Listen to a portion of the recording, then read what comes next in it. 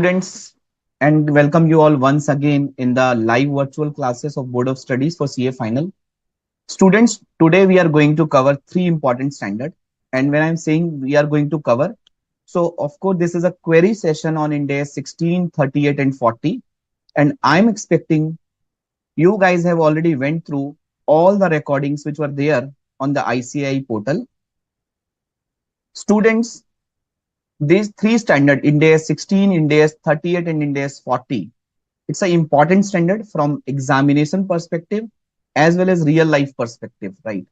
And the beauty of these three standards, for example, if you read, understand, if you go through with IND AS 16, probably 50% of the concept of IND AS 38 will get covered, and probably 75% of the concept of IND AS 40 will get covered, right? So when you read these three standard in a series of standard, right? First 16, then 38, then 40. So while reading one standard, you are doing a revision of the another standard, right? And that is how in this query session, these three standards have been picked up for a single session. And today, since I have taken these three standards in the last classes, in the last batch, so I'll run through my PPT, and these PPTs are exactly the same PPTs which were presented during those sessions, right? So that the students will not get confused. So I'll touch upon quickly the concepts of IND AS 16, IND AS 38 and IND AS 40. I'll start with IND AS 16, and after completion of one standard, right? So I'll take the query session on that. I hope it is fine with all of you students.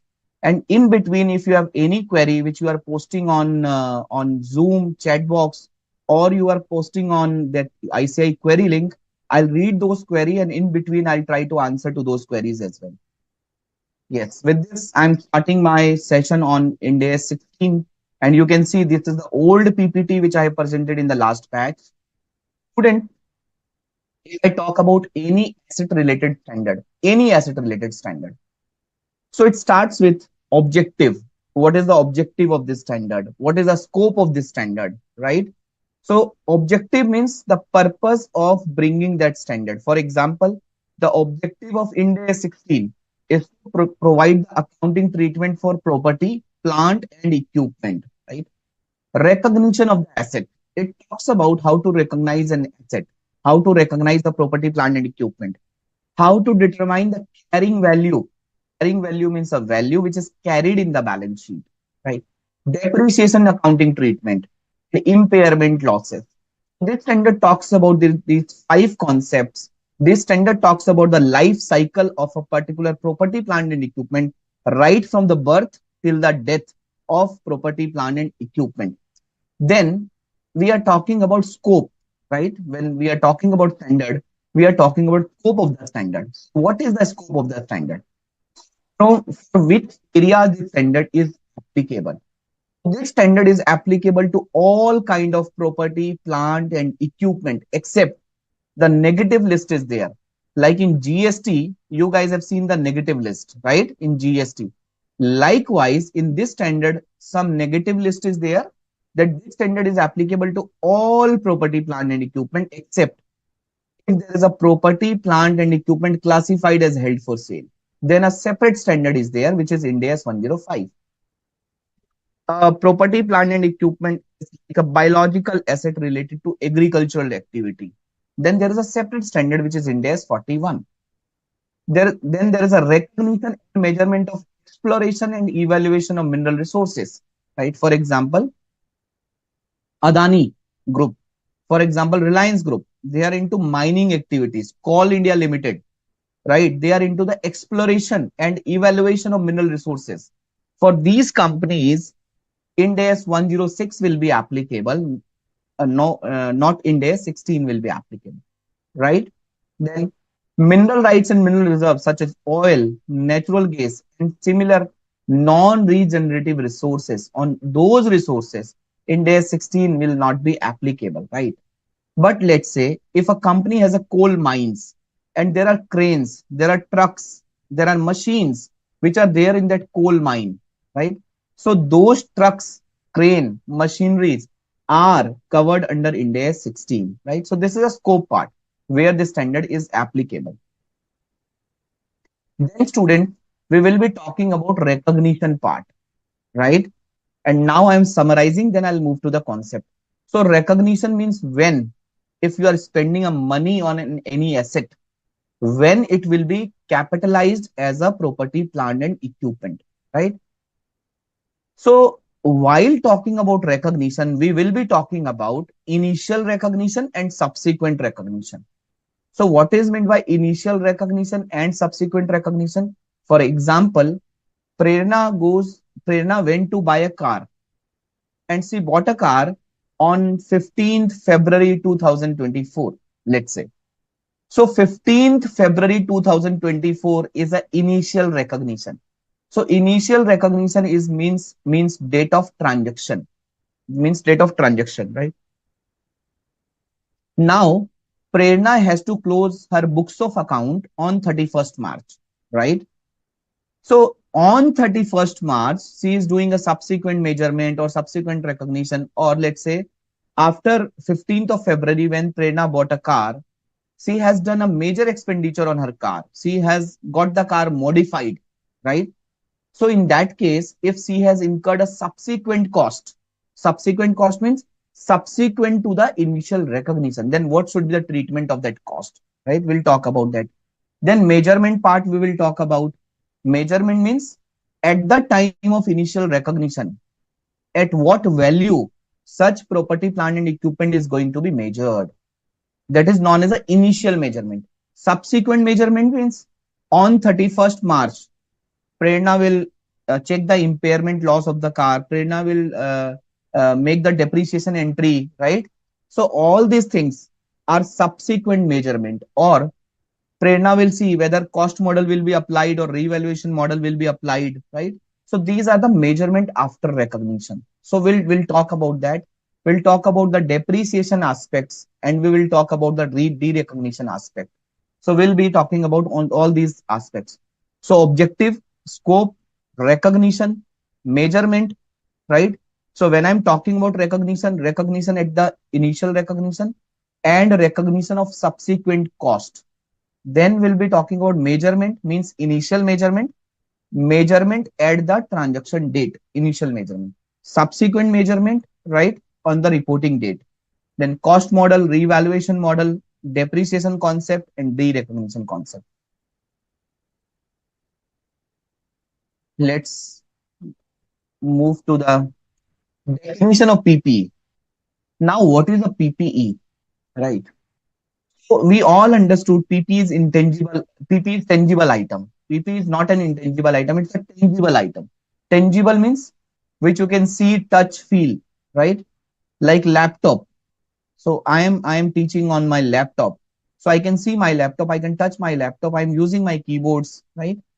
So I can see building, plant, machinery, furniture, fixture, truck, car, right? A refrigerator, air condition, water purifier.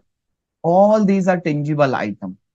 So tangible items which are held for use in production or supply of goods and services, or for rental purposes or for administrative purposes, right? The company has bought a machinery. Now, machinery is a tangible item. Answer is yes. What is the purpose of machinery? Machinery is held for use in production or supply of goods and services, right? Machinery is held for use for production of goods and services, production or supply of goods and services. Okay. So if you have seen the construction sites, I believe you guys have seen the construction sites. On the construction sites, there are a lot of big machineries, cranes, which are there. There are some, that grinder machines are there, which is mixing the material for the purpose of construction, right? Like cement, bricks, or cement, sand. The items they are mixing and they are using for the construction of building. So normally those machineries, if there is a big builder, right, like DLF, like Signature Group, like Godrej Properties, probably these builders have their own machineries. But normally what small builders are doing, for example, I am a small builder. and I'm just doing a construction of three-story building on a plot of land, right? So I cannot afford purchasing those big machineries like crane, grinder machines, right? Or those big machines for the purpose of construction. Then what should I do? I took those machineries on a rental basis. So a company which is providing these machineries on a rental basis, right? Let's say Abrakesh has a company which is providing these cranes on a rental basis. So in the books of Abrakesh, what is the nature of these cranes? The nature of these cranes will be PPE. Why? These are tangible items which are held for use in rental purposes, which are held for use in rental purposes. Okay. Or for administrative purposes. For example, office building, for example, furniture and fixtures, right? If the company has purchased these tangible item for administrative purposes, again it is classified as a PPE. So these were the two legs. The third leg, it is expected to be used during more than one period, generally 1 year. Generally, friends, I know that this mobile phone is a tangible item. I know that I'm using this mobile phone for my administrative purposes. This mobile will not be used for production of goods and services. This is not used for rental purposes. This will be used for administrative purposes, right? Means for the purpose of calling, for the purpose of managing the operations, right? And I know that the life of this mobile phone is more than 1 year. So in that case, it will be capitalized as a PPE. So students, in your question, if the question will say that X Limited has purchased a machinery and the life of the machinery is 4 months, right? The life of the machinery is 4 months. So students, in that case, you have to be cognizant about that. Yes, machinery is a tangible item. It is held for use in production. But since the life is only 4 months, right? It is not meeting the definition of PP. So in that case, you have to write that, the life of the machinery is too less. It is only 4 months. Okay. So in that case, it should not be capitalized as a property, plant and equipment, and it has to be expensed off, okay, over the life of the machinery, right? Is that clear, friends? So one important point I want to tell you here. It talks about tangible item which is held for rental purposes. Let's say you have a building and you have given that building on a rental basis. You have let out that building. Okay. You have let out that building. Friends, now tell me whether that building will be PPE or not.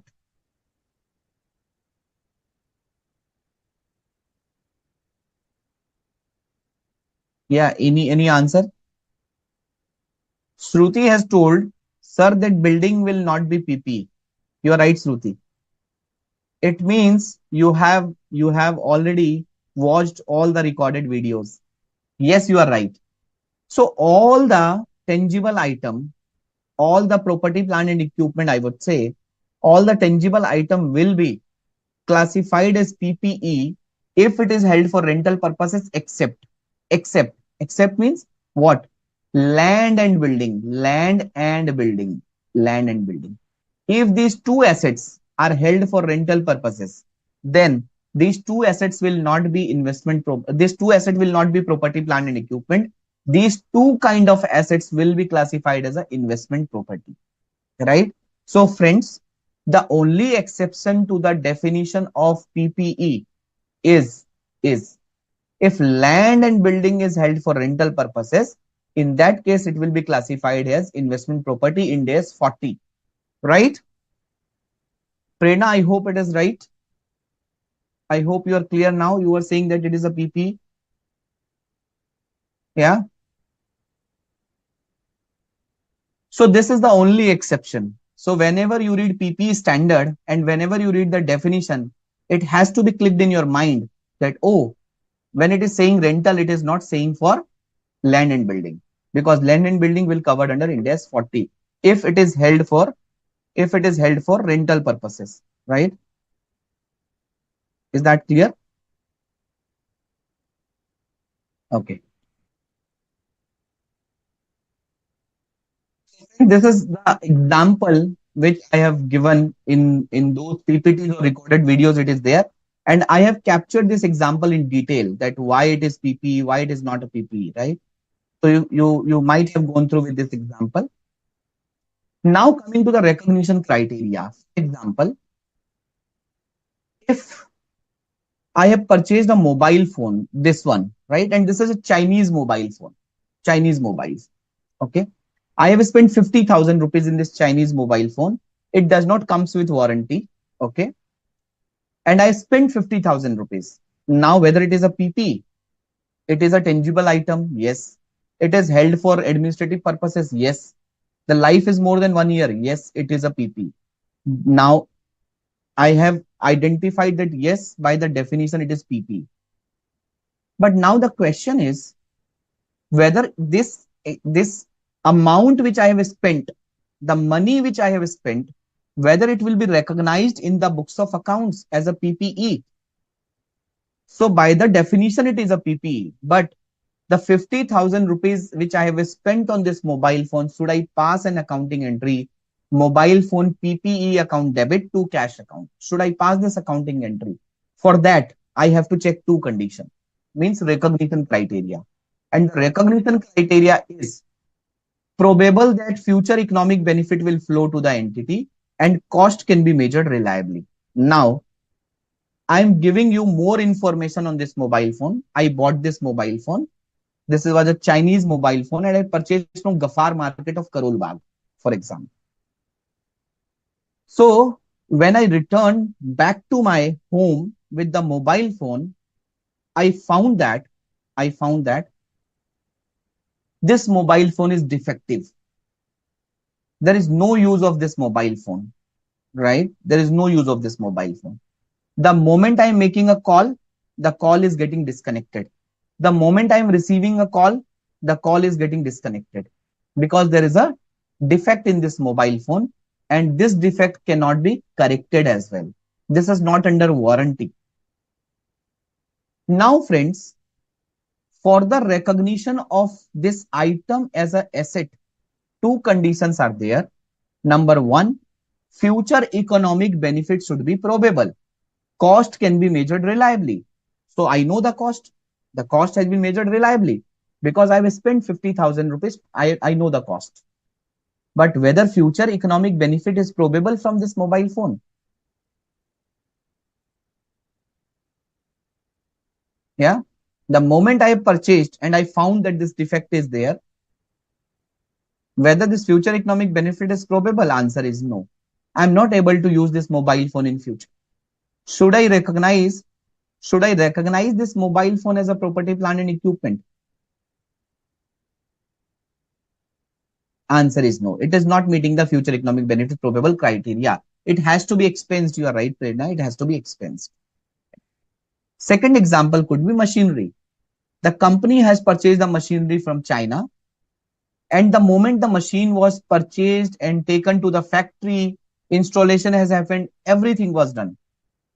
But the government has banned the output which is produced from that machinery. Whether future economic benefit is probable? Answer is no. So in that case, that machinery will not be recognized as a PPE, will not be capitalized as a PPE, right? So two conditions will be satisfied. And my dear students, please remember, for every kind of a asset recognition, these two conditions will always be there. More condition may be added, but these two conditions will always be there. Will always be there, right? Okay. Abricate is saying that it depends in future. It may be revived. It may be revived. Okay. So Abricate, for example, the government has come up with a output. Government has come up with a verdict, and government says that government says that you are you cannot produce any output, or if you produce an output, this output will not be traded. Okay, government has banned that output. Government has come up with a verdict. Now this matter is under litigation. Okay, the company has filed a suit in the court of law, that this is unjustified. The litigation is going on. But in that case, Abrikes, you are right, you will capitalize, but you will impair also because there are impairment indicator. Okay. So in a way, you have recognized and you have de-recognized that machinery by way of impairment, right? And tomorrow, when the court will announce the decision that yes, government is not right, then you will reverse the impairment loss and you will again recapitalize the machinery. But if government will come out with the adverse decision, in that case, of course, you have already done the impairment. Now you will remove the machinery or you will expense of the machinery from your books of accounts, right? So recognition criteria we have discussed. Now in large factories, there are small spare parts, standby equipment, and servicing equipment, right?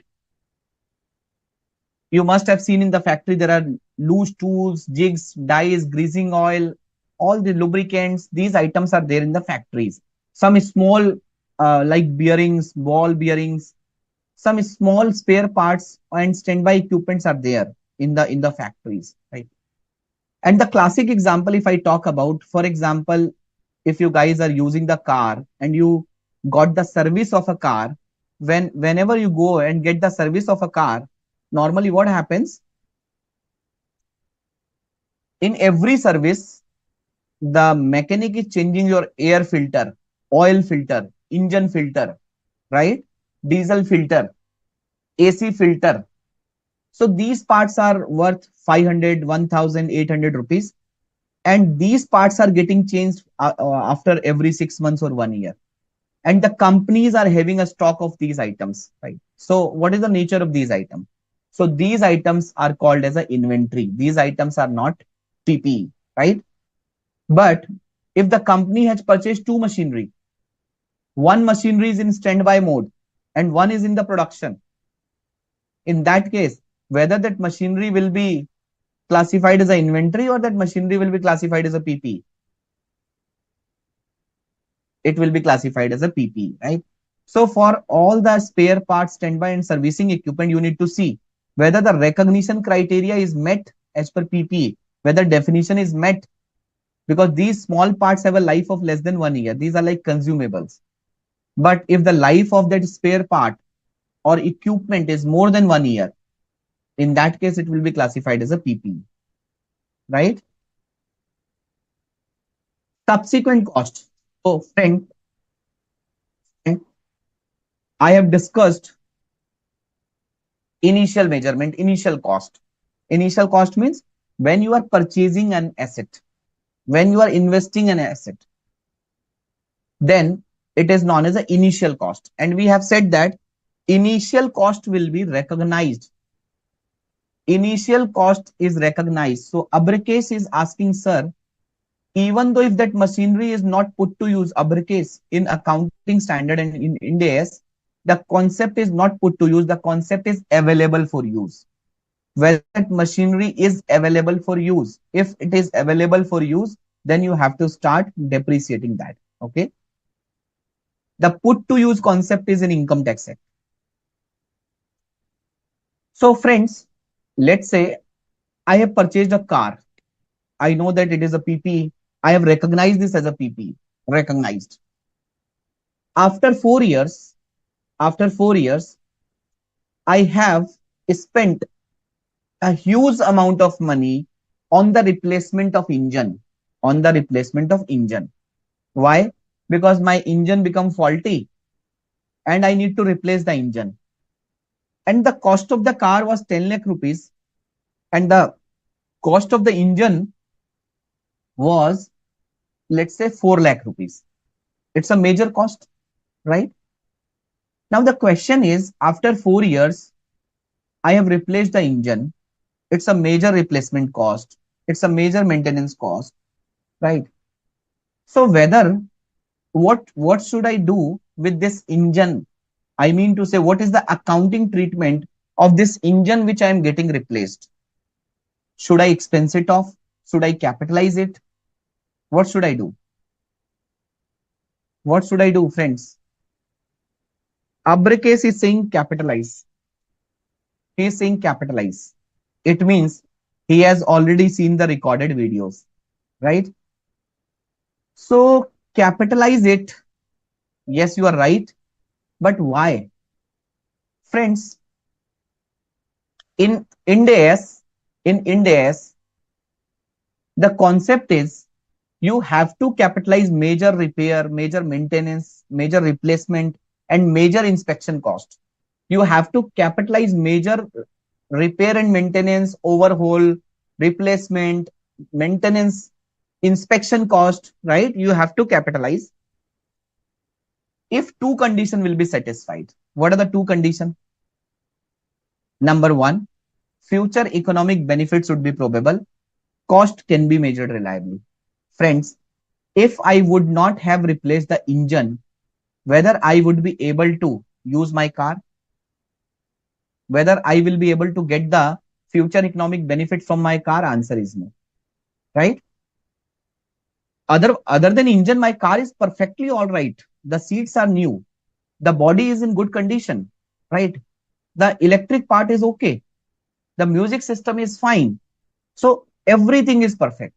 Everything is perfect except the engine. So if I have replaced the engine, when I have replaced the engine, my car become usable. My car become roadworthy, right? So it means from this engine, future economic benefit is probable.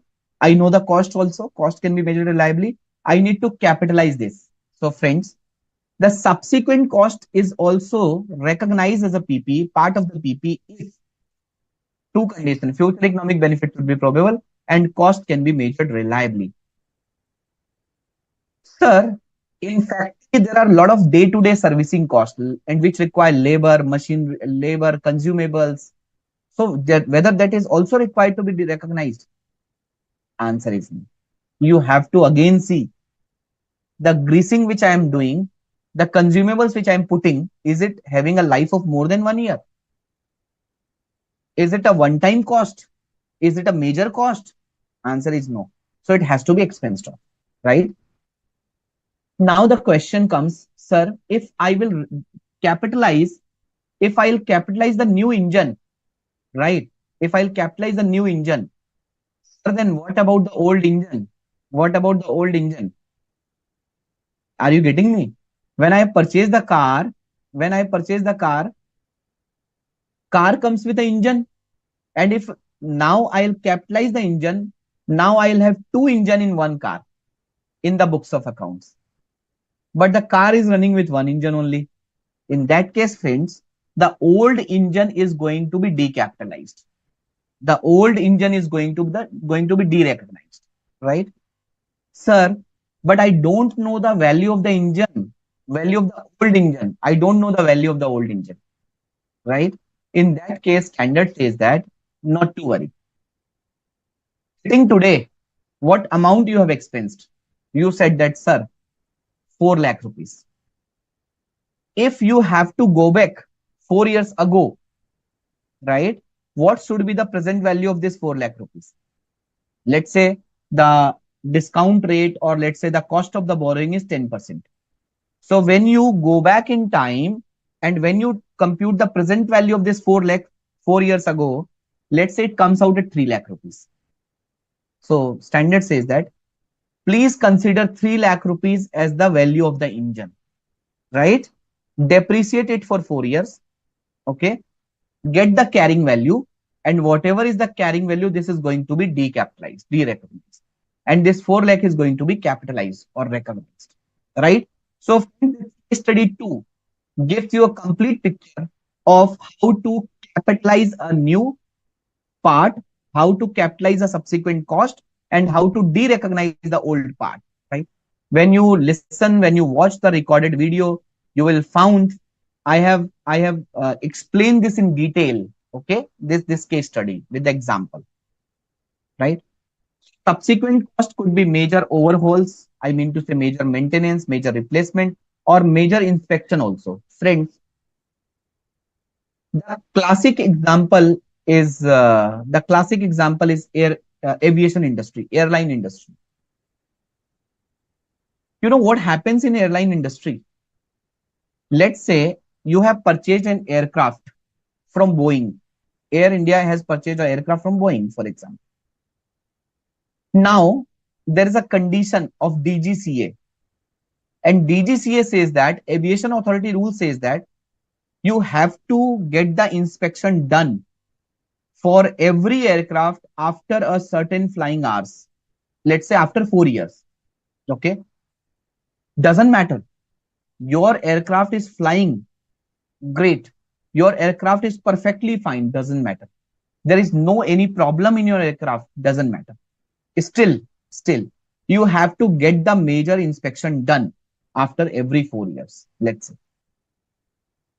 And the inspection cost is huge. The inspection cost is not small. It is huge. It is huge.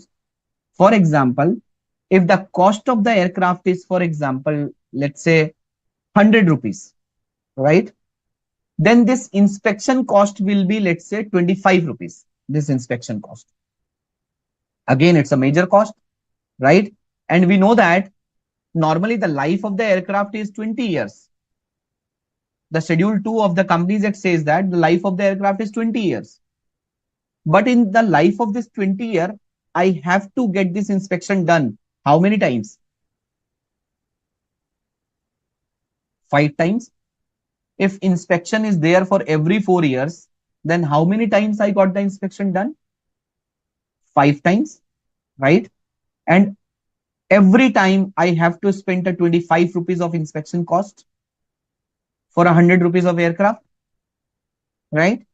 So friends, this major inspection is again going to be capitalized. This is like a component accounting. When I purchase the new aircraft, I know that after 4 years, I have to get the maintenance done for 25 rupees, right? And today when I'm buying a new aircraft, this inspection has already done, right?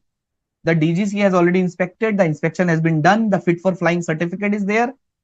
So 75 rupees, I will depreciate over 20 years. 25 rupees, I'll depreciate over 4 years. And after 4 years, again 25 rupees will come. After 4 years, again 25 rupees will come, right? Is that clear? So this is how this major inspection, major overhaul, major maintenance accounting will be there. And one of the case study I have covered in the last class. Now, friends, we have covered definition of PPE. We have covered recognition, initial recognition and subsequent cost recognition, right? Now we have reached to measurement. You said that, sir, we have understood what is PPE. We have understood that when we need to capitalize, when we need not to capitalize PPE. But sir, if we need to capitalize PPE, at what value? What is the value of that? Means measurement. So standard says that you have to measure the PPE, initially measure the PPE at cost. But what is the value of the cost? What is the meaning of the cost?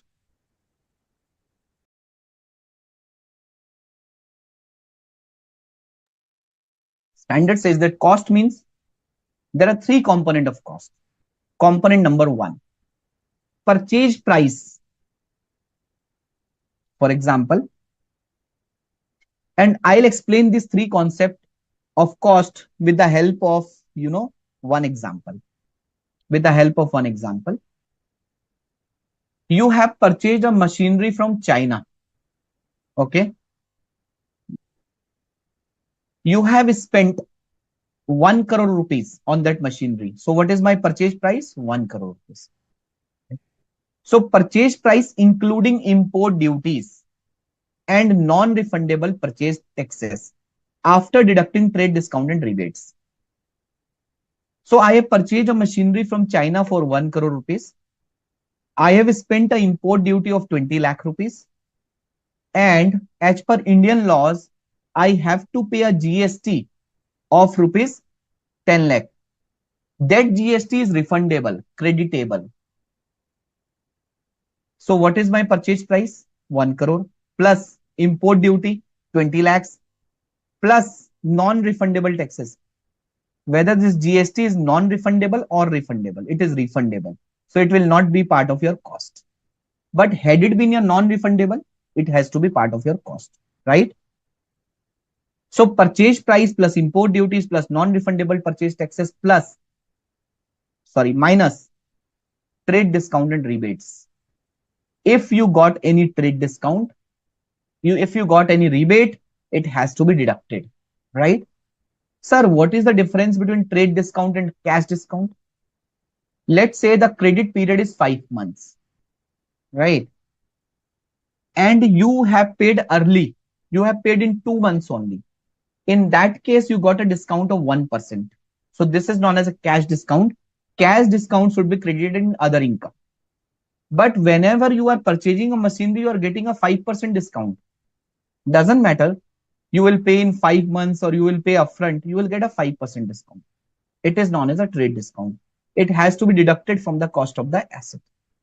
So the first portion is clear: purchase price plus import duty plus non-refundable taxes minus trade discount and rebate. Second, plus directly attributable cost. What is meant by directly attributable? Which is directly related to that asset. Which is directly related to that asset. Okay. Friends,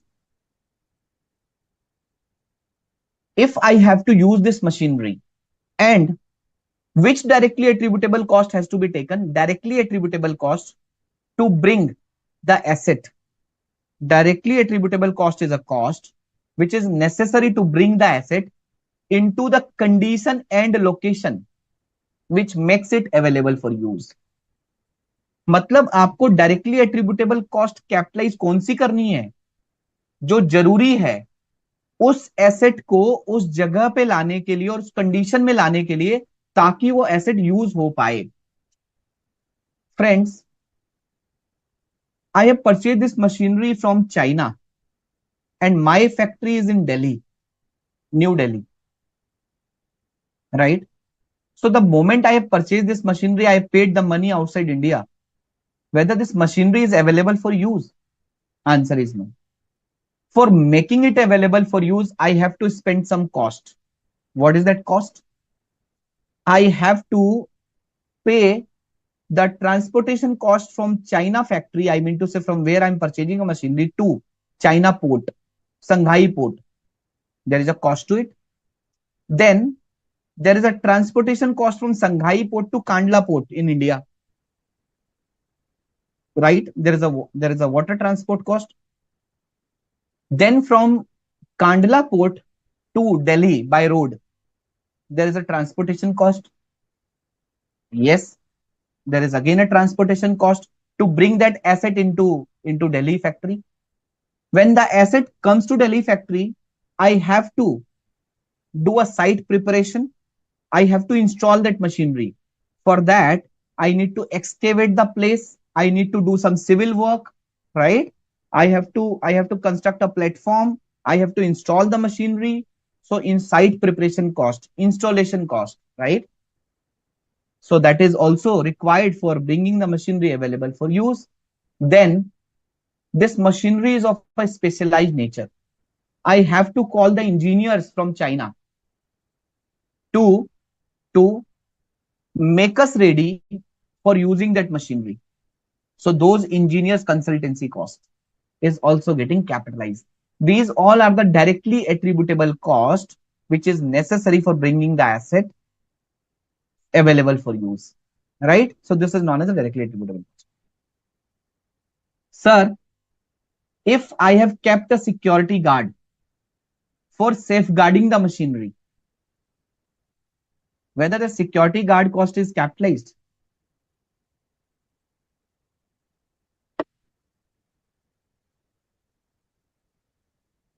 Yes, you all are right. That security guard cost will not be capitalized. It is not a cost which is necessary, for bringing the machinery which is into available for use condition, right? So security guard cost is like administrative cost. It is not going to be capitalized. It is not going to be capitalized. Okay. Fine, friends. Okay. Yes. Directly attributable cost we discussed. The third one is initial estimate of the cost of dismantling and removing the item and restoring. So today I am installing this machinery, right? I know that after 20 years, the life of the machinery is 20 years, and I know that after 20 years, I have to deinstall this machinery. I have to remove all these, whatever I say, that civil work which I have done, right? I have to remove all these things. And there will be a huge cost of dismantling and removing that asset and restoring that place, right? Now the question is, I will spend that cost after 20 years. Should I capitalize it today? Answer is yes. Why? Since you have installed this machinery today, and after 20 years, you have to deinstall that machinery, and it will having a huge cost, right? So in that case, the dismantling cost has to be capitalized today. But sir, this will be a cost after 20 years. That is why, my dear friend, if you expect after 20 years, I have to spend, let's say 50 lakh rupees. So what is the present value as of today? Let's say the present value as of today is 10 lakh rupees. So you have to debit asset by 10 lakh rupees. You have to credit provision for decommissioning by 10 lakh rupees, right? This 10 lakh rupees in the form of asset will be depreciated over a life of 20 years. This 10 lakh rupees will be accreted with the interest, and this 10 lakh will become 50 lakh rupees, right? So this is how this machine is going to be measured, okay? And you, in my video, I must have taken an example of towers, telecom towers. These telecom towers are constructed on the leasehold land or leasehold roof. So these telecom towers, when getting dismantled, this will carry a huge cost. And these companies, when capitalizing the tower in the books of account as a PPE, these are also capitalizing the estimated dismantling and decommissioning cost on the basis of present value, right? Directly attributable cost, I have discussed. Abracase is saying, what about old machinery sale proceeds? Abracase, generally, whenever you capitalize the machinery, you are also estimating the residual value. Okay. So, for example, cost of machinery is 100 and residual value is 5 rupees. So, you are depreciating 95 rupees. That is number one. Number two, let's say you have not estimated any residual value. Okay. But at the time of, because today you can only estimate the residual value.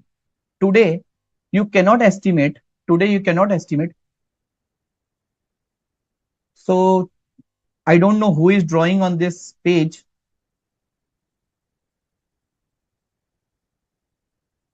So Ashokji, can you please remove the rights from the students? Because I've seen one of the student was drawing.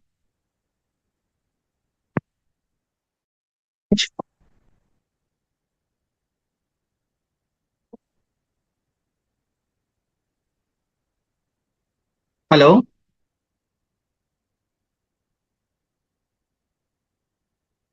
Ashok ji, आप rights withdraw करेंगे? Students के पास भी आपने rights दिए हैं क्या PPT page पे लिखने के लिए?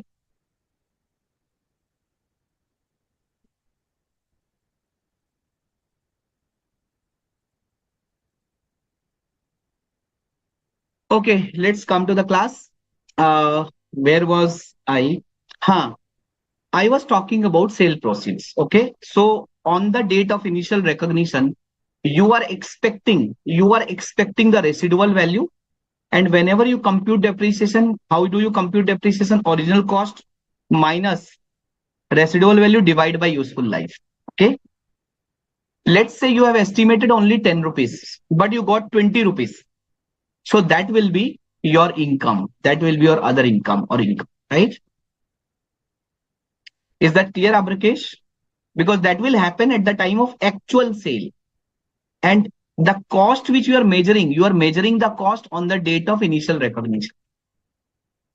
So I have already discussed the examples of directly attributable cost like employee cost, which is arising directly from construction or acquisition of PP, site preparation cost, initial delivery and handling cost, installation and assembly cost, professional fees, cost of testing. What is not directly attributable example? Like the company is moving its business from North India to South India, and the company is providing a training of English speaking to all the staff. In that case, this training cost is not going to be capitalized with the new plant. Okay.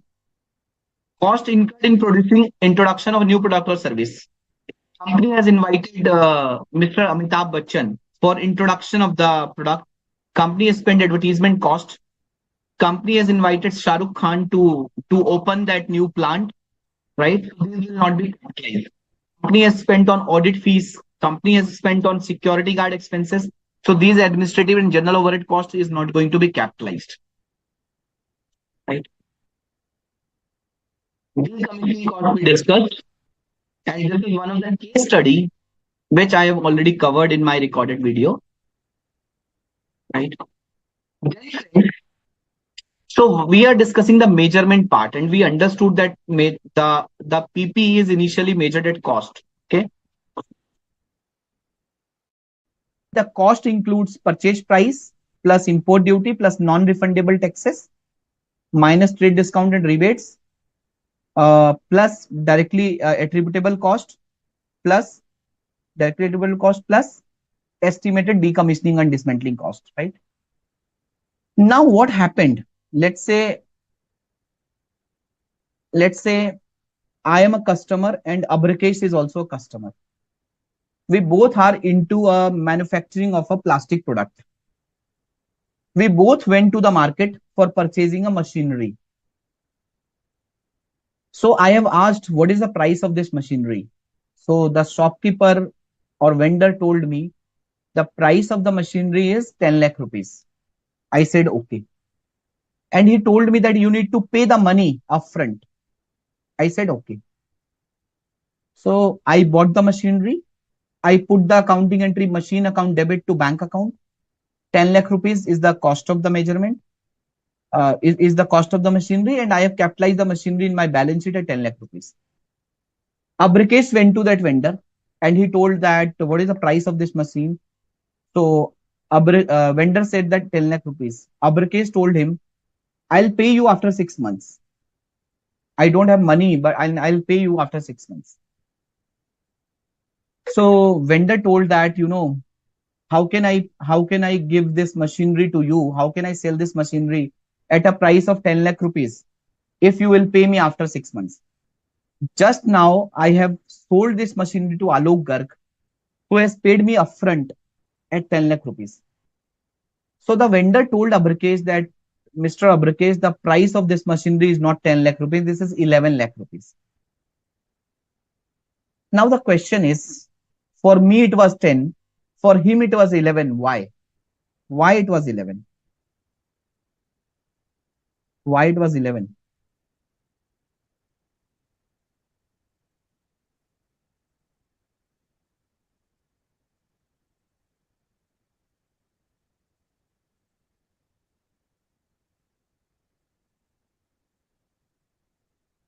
Yes, Prerna is right. Abrakesh is right. It's a interest. It's a time value of money, right? So it means in case of Abrakesh, what is the cash price equivalent of this machinery? In case of Abrakesh, what is the cash price equivalent?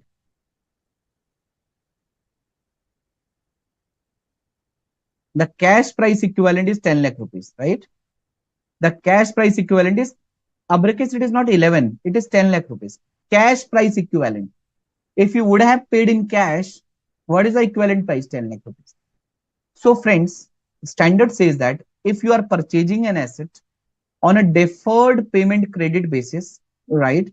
On a deferred payment credit basis, you have to recognize your PP at the cash price equivalent at the time of initial recognition, right? So Abrakesh will recognize this PP at 10 lakh rupees. But sir, I have paid 11 lakh rupees. What about 1 lakh? So 1 lakh rupees, I mean to say the actual cash paid minus cash price equivalent is equal to interest cost. That has to be debited in P&L. Except If that asset is a qualifying asset, if that asset is a qualifying asset, in that case, that interest will be capitalized as a cost of the borrowing. That interest will be capitalized, right? And we have also done an example from Institute study material for this deferred payment credit. And the same deferred payment credit is there in intangible asset standard also. In intangible asset standard also, right? Exchange of asset. Now, while measurement of asset, we have covered that it has to be initially at cost. Then we discussed what happens if there is a deferred payment and you are paying money extra. It has to be capitalized like it has to be in case of a deferred payment, you have to recognize and capitalize at a cash price equivalent. The remaining amount will be charged off to the P&L as an expense. What about interest on loan for machinery? Is it same? Abrikesh, there are two aspects to it. When you purchase the machinery, and instead of machinery, I'll take an example of home loan. You are buying a house and you are buying a house at 50 lakh rupees. For that, 10 lakh rupees you have paid from your pockets, 40 lakh rupees you have got the funding from the bank. What is the accounting entry? First accounting entry, house PPE account debit 50 lakh rupees, 2. Cash account 10 lakh rupees, 2. Home loan account 40 lakh rupees. There is a asset of 50 lakh rupees, there is a liability of 40 lakh rupees, and 10 lakh rupees you have paid from your pockets. But if I ask you, what is the cost of the house which you have paid to the seller? 50 lakh rupees. Here you are not deferring your payment. Here you have taken a loan and you have paid to the seller. The payment is not getting deferred. Right? Right? So in this case, this 50 lakh rupees, 50 lakh rupees. But if you will be deferring the payment, you are telling the seller, I will be able to pay you only in the next 12 months. He is saying, in that case, I'll not charge 50 lakh rupees. I'll charge 55 lakh rupees. This 5 lakh rupees extra is on the basis of deferred payment terms. Right? On the basis of deferred payment terms. So this will be like a finance cost, which has to be debited into the P&L. But let me tell you, if you have taken a loan for the machinery or house, or if you are paying this interest to the supplier or vendor, both the interest can be capitalized as per IND AS 23 if it is a qualifying asset, right? So that concept is coming from qualifying asset. But for the purpose of asset recognition, you have to see what is the cash price equivalent of this asset. If I'll go and pay in the given time, what is the cost, right? In the given time means either upfront or like in every industry, there is a practice. Okay, like in telecom industry, what happens, I can share with you. In the telecom industry, when you guys are using mobile phones, right? Everyone is using.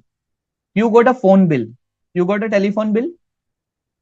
So when the telephone bill is generated, you got some time period. Okay.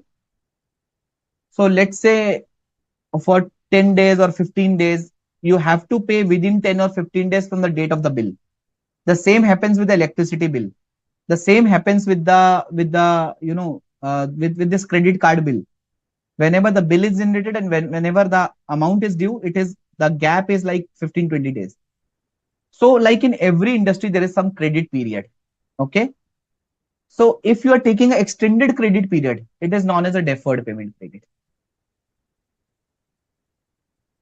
Exchange of assets. Sir, you told that you have to measure at cost. Sir, what happens if today I'm buying an asset and I am giving the consideration in the form of an asset? Means today I purchased a building. Damn sure building account debit. Instead of paying a money I am giving my two Mercedes cars to the vendor, to the seller. Okay, to the seller. So I'm damn clear that I have to do I have to do building account debit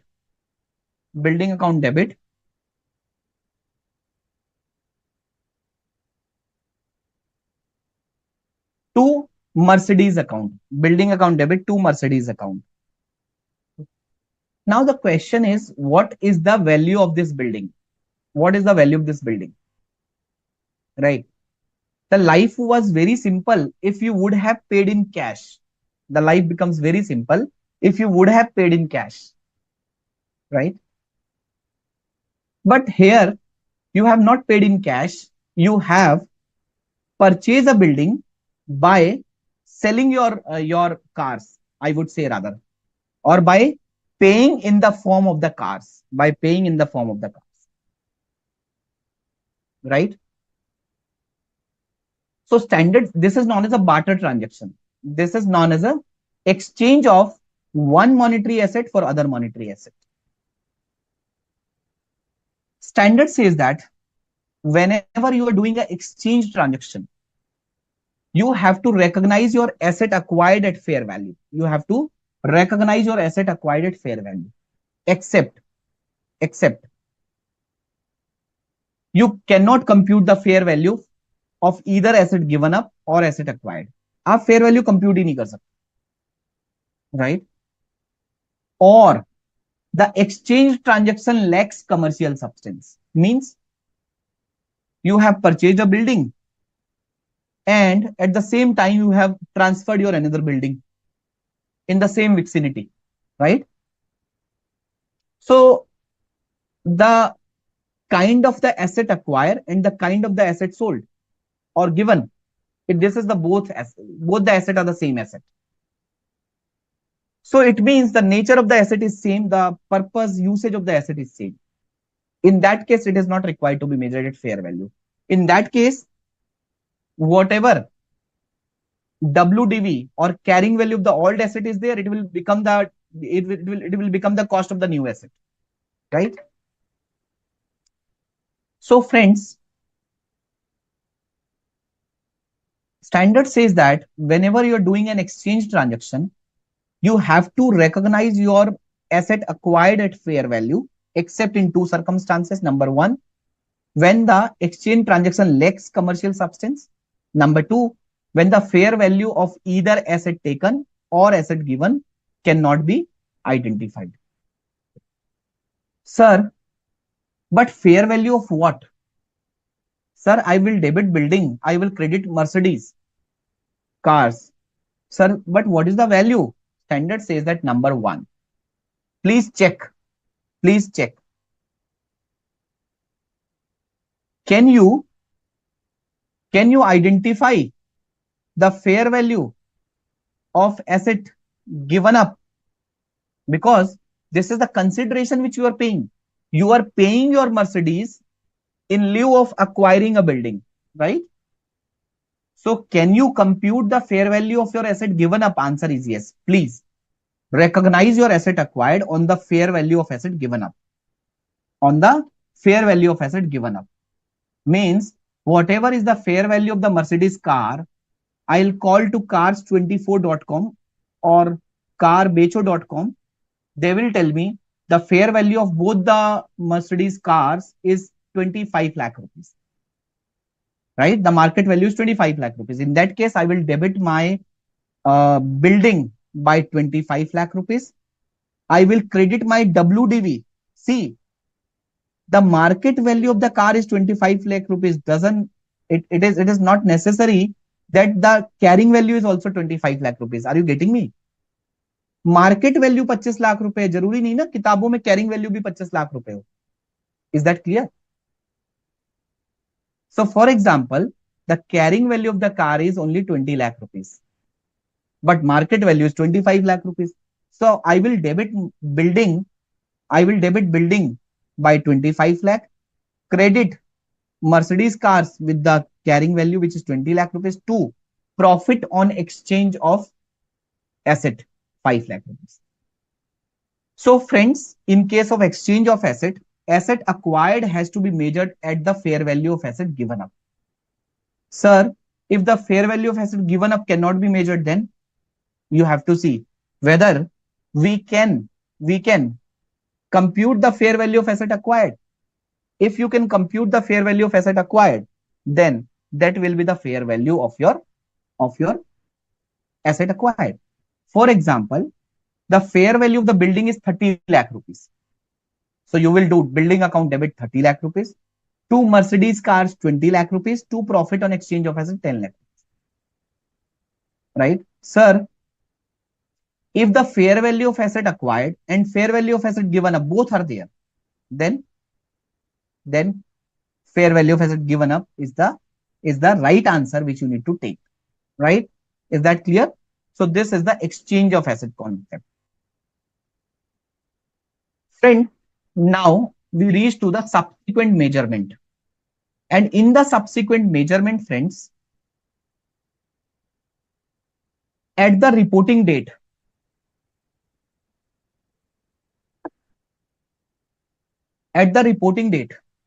so you have purchased your machinery, cars on the initial recognition at the date of transaction at cost, because standard says na you have to measure at cost, but now you have reached to the reporting date. So standard says that after initial recognition, you can measure your asset either at cost model or revaluation model. And this is not a new model. You guys have already read this model in your accounting standard 10 also. You can apply either cost model or revaluation model for computing the carrying value of the asset on the balance sheet date, right? So cost model means you are not required to take any impact of market value, fair value. Revaluation model means you have to revalue your asset on the reporting date, right?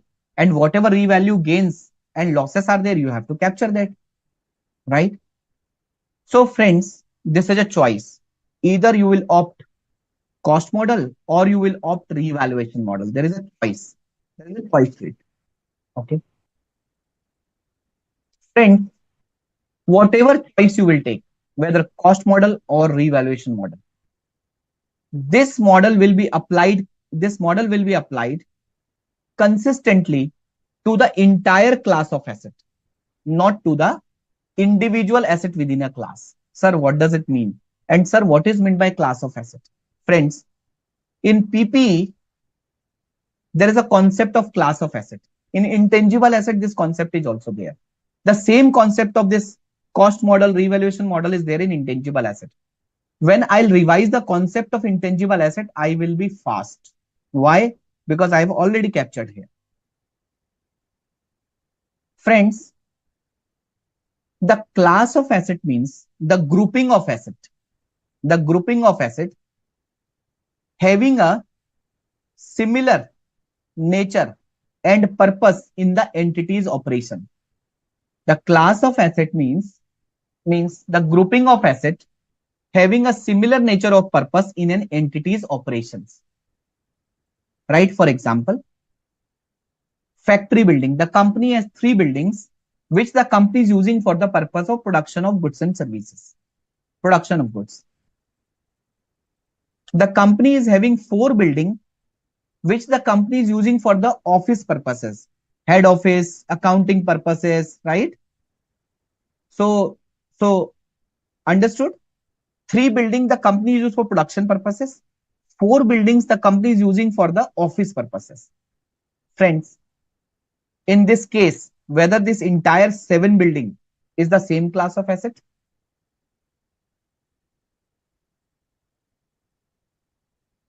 Abrikesh is saying no. You're right, Abrikesh. You're right. Why? Because the first 3 buildings are used for production purposes. The 4 buildings are used for administrative purposes. So the first 3 buildings is classified as a factory building. The 4 building will be classified as office buildings. These are 2 different class of assets, right? So what could be the classes of assets? Factory building, office building, furniture and fixture, office equipment, plant and machinery, land and building, right? So these are the class of assets. Now, friends, what about go down? What about go down in production? So I think he's talking about go down. So go down is also used for the purpose of storage of goods, right? Storage of goods. So it can be, this go down can be a separate, it can be classified as a either office building, right? Or it can be separately classified as a go down and warehouse. Okay. It can be separately classified. Friends, now let's say I have three factory building. One is located in Punjab, one is in Delhi, and one is in Kerala. The Punjab and Kerala building value has not grown so much, but the building which is located in Delhi value has grown up a huge, right? So now the question is, the company only wants to revalue the Delhi building, the new Delhi building, and the company does not wants to revalue the Punjab and Kerala building. Is that allowed? Is that allowed? Answer is no. Standard says that if you are revaluing, right, whatever model you are opting, cost model or revaluation model for a particular asset, you have to apply the same model for all the assets of the same class. For all the assets of the same class, right? You have to apply the same model for all the assets of the same class, right? But sir, if I want to apply a revaluation model for factory building and cost model for office building, is it allowed? Is it allowed? Yes, it is allowed. You can apply different model to different classes of assets, right? So while answering the examination question, you have to be very careful about understanding the class of asset, right? So the question will hint you that the nature and purpose is different, and then you need to understand, oh, this is a different class of asset, and accordingly you have to answer that question. Okay. So friends, if you go through or if you have gone through already with the last batch videos, you will find I have also discussed in detail with the help of example on the Excel file. So if you are opting for a cost model, in that case, you are not required to take the consideration of a market value. I mean to say, if it is higher, but if the market value is lower, then what happened? Friends, doesn't matter you are applying a cost model or revaluation model, right? You will reduce the depreciation from your original cost, but you will check the impairment testing also. You will do the impairment testing also. So it doesn't matter if you are opting for cost model, but if your fair value has gone down in comparison to the cost, you have to take the impairment loss, right? So, but what happens if the fair value is more than the cost? Then you are not required to do anything. But going by the conservatism principle, going by the IND AS 36 impairment of asset, if the value is less than the cost, you have to take the impairment, right? So, as per cost model, friends, as per cost model, you have to compute the carrying amount by reducing the depreciation and impairment losses from the cost. It will give you the carrying amount. For example, the company has purchased a car at rupees 10 lakh, right? And the life of the car is 10 years. So what is my carrying value at the end of the first year if I'm using a cost model? 10 lakh minus 1 lakh rupees of depreciation, 9 lakh rupees. I'm giving you more information now. At the end of the first year, there was some impairment indicator and the market value of the car has gone down and it will become 7.5 lakh only. In that case, 1.5 lakh has to be 1.5 lakh has to be treated as a impairment loss, right? So this is my carrying value. This is my carrying value. 7.5 lakh will be my carrying value. 10 minus 1 minus 1.5. When you are opting a revaluation model, of course, you have to recognize or you have to, carry your PP at a revalue amount, at a fair value, right? So your fair value will become the cost now. Let's say you have opted your PPE at fair value, revaluation model. So you have purchased a building at rupees 10 lakh. The life of the building is 20 years. After 2 years, after 2 years, your carrying value is how much? 20 lakh minus 20 lakh divided by 20 multiplied by 2 depreciation. So 18 lakh is my carrying value after end of the 2 year. But the company has opted for revaluation model. The revalue amount is 50 lakh rupees. So the company will recognize revaluation surplus of how much? The carrying value is 18 lakh. The fair value is 50 lakh. So the company will recognize the revaluation surplus of 32 lakh. So the company will debit building by 32 lakh, credit revaluation surplus by 32 lakh, right? So now the value of this building become 50 lakh. Now this 50 lakh has to be depreciated over the next 18 years, right? So friends, we discussed if a single item of PP is revalued, then the entire class of PP to which that item belongs should be revalued. And class of assets meaning we discussed, right? Sir, if we have opted for a revaluation model, whether the company is required to check the fair value every year, answer is no. Standard says that valuation need not to be performed every year for every reporting period. It says that at sufficient regularity, you are required to revalue so that your carrying value and market value will not differ substantially. And standard told that if there is no major volatility, you can do the revaluation at an interval of every 3 to 5 years, right? This is what standard says. Again, I want to reiterate, if any student thinks that the class is getting very fast, friends, this is a query and revision session, right? If you have already watched the videos where in 2 classes PPE was covered, in 2 classes intangible asset was covered, in 1 class investment property was covered, and then you will watch this video, you will find that you are not required to refer that detailed video again, because I am covering all the concepts and I'm also giving examples, right? And I'm showing you the same presentation. All agree with me?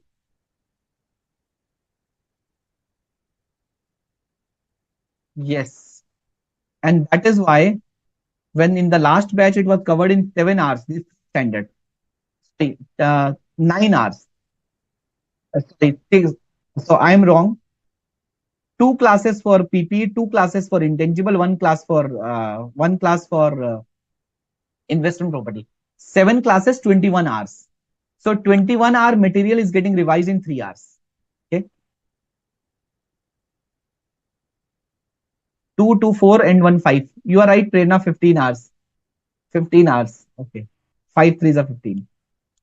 Okay. Yeah. 15-hour material is getting revised in 3 hours. So, sir, what happens if there is a revaluation surplus? So, if there is a revaluation surplus, you have to debit your asset. You have to credit other comprehensive income. Sir, what happens if at the first instance there is a revaluation loss?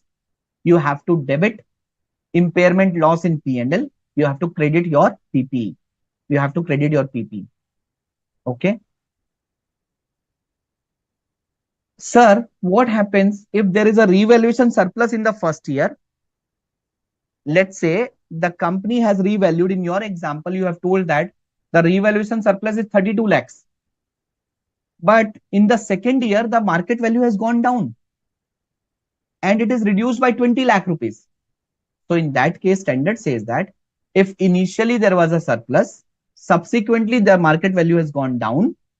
So to the extent of surplus available, you have to decrease your surplus. Means you have to debit revaluation surplus OCI, you have to credit your building, right?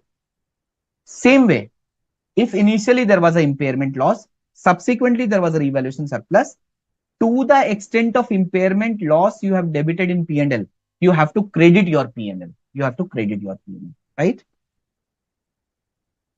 So RR means revaluation reserve. Revaluation reserve. Okay. You can see at every places I have written revaluation reserve. In the third column and the second column, I have used the word RR, revaluation reserve. Okay. Right? So friends, I have also covered one of the case study on this. How your revaluation surplus will be utilized, friend, when you have disposed of the asset. For example, when the asset has already been sold out or derecognized, whatever revaluation surplus was there in the OCI, it will be transferred to retained earnings. Sir, what happens if the asset is getting used? In that case, standard says that due to revaluation surplus, you are obliged to charge extra depreciation, right? For example, earlier the cost was 20 lakh. You are charging 1 lakh rupees of depreciation if the life is 20 years. Now, when it becomes 50 lakh, you have to charge 2.5 lakh rupees of depreciation. So, whatever your incremental depreciation is there, to that extent, you can debit your revaluation surplus, credit your retained earning. So, this is the treatment which is given. Now, the last concept is depreciation. Standard says that what is a depreciation? Whenever you're using the asset is getting consumed, right? So depreciation is nothing. It's a depreciable amount of an asset which has to be allocated on a systematic basis over the useful life, right? So depreciation charges should be recognized as an expense until and unless it is included in the carrying amount of another asset. For example, I am using my crane for the purpose of construction of my building. So that in the period in which I'm using the crane for the purpose of construction of my building, the depreciation of the crane will be capitalized to the cost of the building, right? Otherwise, the depreciation will be charged to the P&L. Component approach, friends, we discussed that major inspection, overhaul, maintenance, these I have to capitalize separately and depreciated over their useful life. Depreciation, Abrakes, you have asked about put to use concept. Here it is written that depreciation of an asset starts when it is available for use. Available for use means when it is in the location and condition as per used by the management. Depreciation will be charged till the time it becomes WDV is equal to residual value, right? Depreciation will stop charging when the asset will become available for sale, right? This is what which is given. Depreciation does not stop when the asset is idle. Asset is available for use, but you are not able to use the asset. Still, depreciation will be there. So at the COVID time when the lockdown was there and no one was able to use their asset, still the depreciation was going on. Since there are three kinds of depreciation: straight line method, WDV method, unit of production method, right? So I'll cover from here. Straight line method, WDV method, unit of production method, right?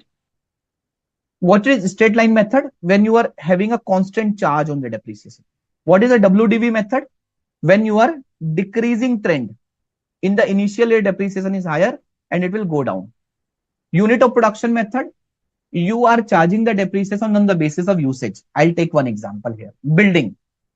The life of the building is 20 years. What is the most appropriate method? The use of the building is consistent. You will not say that in the first year, I was having more use from this building. After 5 years, I am having a less use from this building. The building is giving me less future economic benefit. You cannot say that, right? So for an asset like a building, straight line method is the most appropriate method, right? For a machinery, in the initial year, the productivity of the machinery was great. Whenever the life goes on, the productivity becomes low, right? Means I am getting higher future economic benefit in the initial year. Now I am getting lower future economic benefit. So WDV, written down value, is the most appropriate method.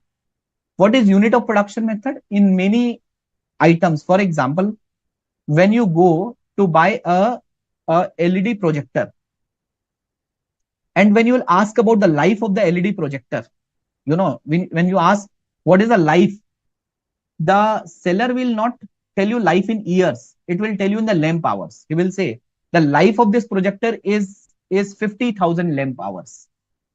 In the first year, you have used only 1,000 lamp hour. What is the depreciation? Assuming cost is 1 lakh rupees, 1 lakh divided by 50,000 multiplied by 1,000. So this is known as a unit of production method. Right? Sir, can we change the method of depreciation in the subsequent year? Answer is yes. That change will be considered as a change in accounting estimate. Right? These are the example which I have covered. The last one is retirement and disposal. You have to de-recognize your asset when you are actually sold your asset, or your asset is not giving you future economic benefit. Whatever gains and losses are there, it has to go to other income or other expenses. I have done the entire revision of IND AS 16. Quickly, we will discuss this multiple choice question. A change in depreciation method is a change in what? Policy, estimate, accounting method, accounting standard. What is the right answer? Yes, you all are right. It's a change in accounting estimate. When an asset is sold or disposed of, where is the gain or loss recognized? Asset disposal, profit and loss, revaluation reserve, depreciation, where? Profit and loss. You are right. Under IND AS 16, how often should the useful life of an asset be reviewed? At least at each financial year end, every 6 months, management discretion, never. Yes, useful life has to be reviewed at least at each financial year end. How should an item of PP be initially recognized in the financial statement? Market value, cost, NRV, fair value.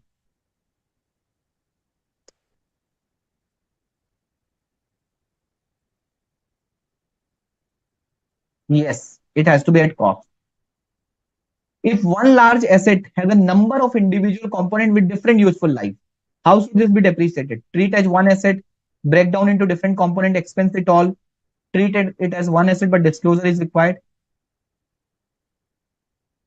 Break down into different component. Yes. Under IND AS 16, which subsequent accounting treatment are allowed subsequent to the initial recognition? Cost model, present value, cost model, revaluation, fair value, cost. Yes. Cost model and revaluation model. B is the right answer. So when it is dash, the future economic benefit associated with an asset will flow to the entity and the cost can be dash measured. It should be recognized an asset. What is the right answer? Future, when it is probable, possible, when it is probable that future economic benefit will be received and the cost can be reliably measured. C is the right answer. Which of the following is not an asset that falls under the scope of IND AS 16? Which does not fall? Tangible, asset held for production or supply of goods or services, asset held for sale in the normal course of business. Maruti is selling cars, so it is an inventory for them. When the revaluation model is used for PPE, the gain or loss should be included in where? Income, gain from revaluation, revaluation surplus in OCI is the right answer. Which of these is an allowable cost of an asset under IND AS 16? Which is a directly attributable cost? Professional fee, general overhead, initial operating losses, administration expenses. Professional fee is allowable expenses. Allowable cost. A is the right answer. I have already covered this entire IND AS 16 with the help of examples and this presentation with 10 MCQs as well. If you have any question, I would be happy to answer those questions and then I'll take a break. Please let me know if you have any question. Or if you want, we can discuss the question at the end of the session. Is that okay? Can you just write on the chat box if that is okay? Full form of OCI is other comprehensive income, right? So let's have a break for 10 minutes. It's 8:26 now. We will have a break till 8:36. Okay, then we'll start the further session. Ashok ji, there is a break.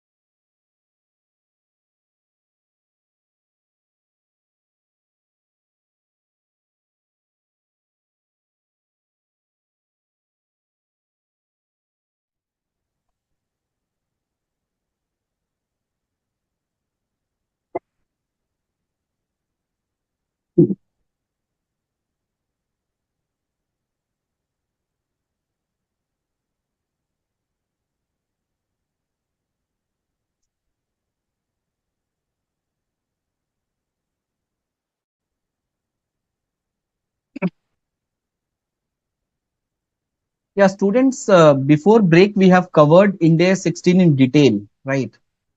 And I spent almost 1.5 hours, 90 minutes on Ind AS 16. Right? And I will be spending around 40 minutes on this particular standard, which is Ind AS 38. And let me tell you, 50% of the standard has already been covered in Ind AS 16, right? This is a revision session when you are doing a revision and query session. Even in revision session, when you are doing a revision of Ind AS 16, you will you have already done a half revision of Ind AS 38, right? Like the cost concept, like cost model, revaluation model, amortization, useful life assessment, right? Derecognition concept. So these concepts we have already covered in Ind AS 16. Now, quickly, we'll discuss what is the objective, and of course, the objective is to prescribe the accounting treatment for intangible asset, which includes, and whenever you talk about accounting, it covers four aspects: recognition, measurement, presentation, disclosure, right? This standard, again, negative list is given. This standard is applicable for all intangible assets except two assets are given. This is a negative list which is given. You just need to learn that what is not covered in this standard. Okay. So these are the example like deferred tax asset. And why the negative list is too big in Ind AS 38? Why it was too small in Ind AS 16? The reason being the nature of this standard.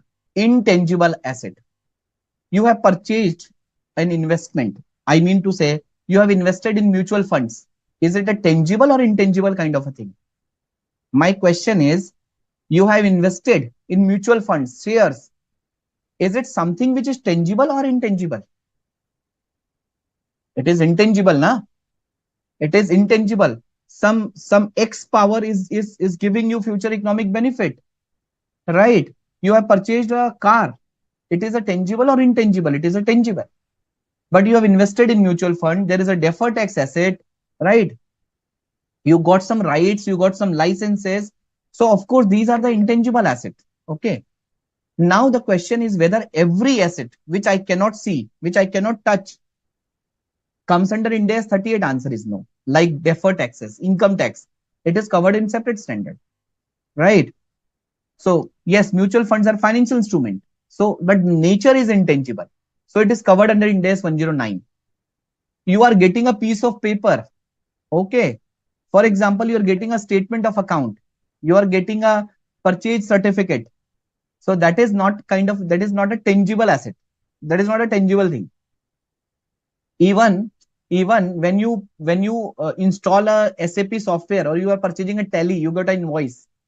Is it a tangible asset? Answer is no. So that is why these financial assets, deferred tax assets, these are outside the scope of Ind AS 38.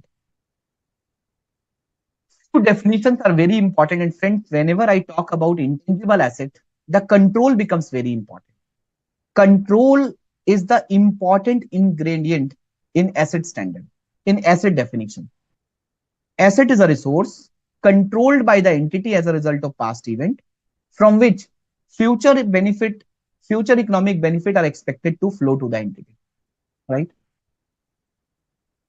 So control, if you are talking about an asset, you are talking about a control. Control arises from the past events. For example, when you purchase a building, right, you got the registry in your name, you got the ownership. So by paying an amount, by entering into a contract, you are having a control on that building, right? This building belongs to you. You can sell this building. You can use this building as per your own whims and fancies.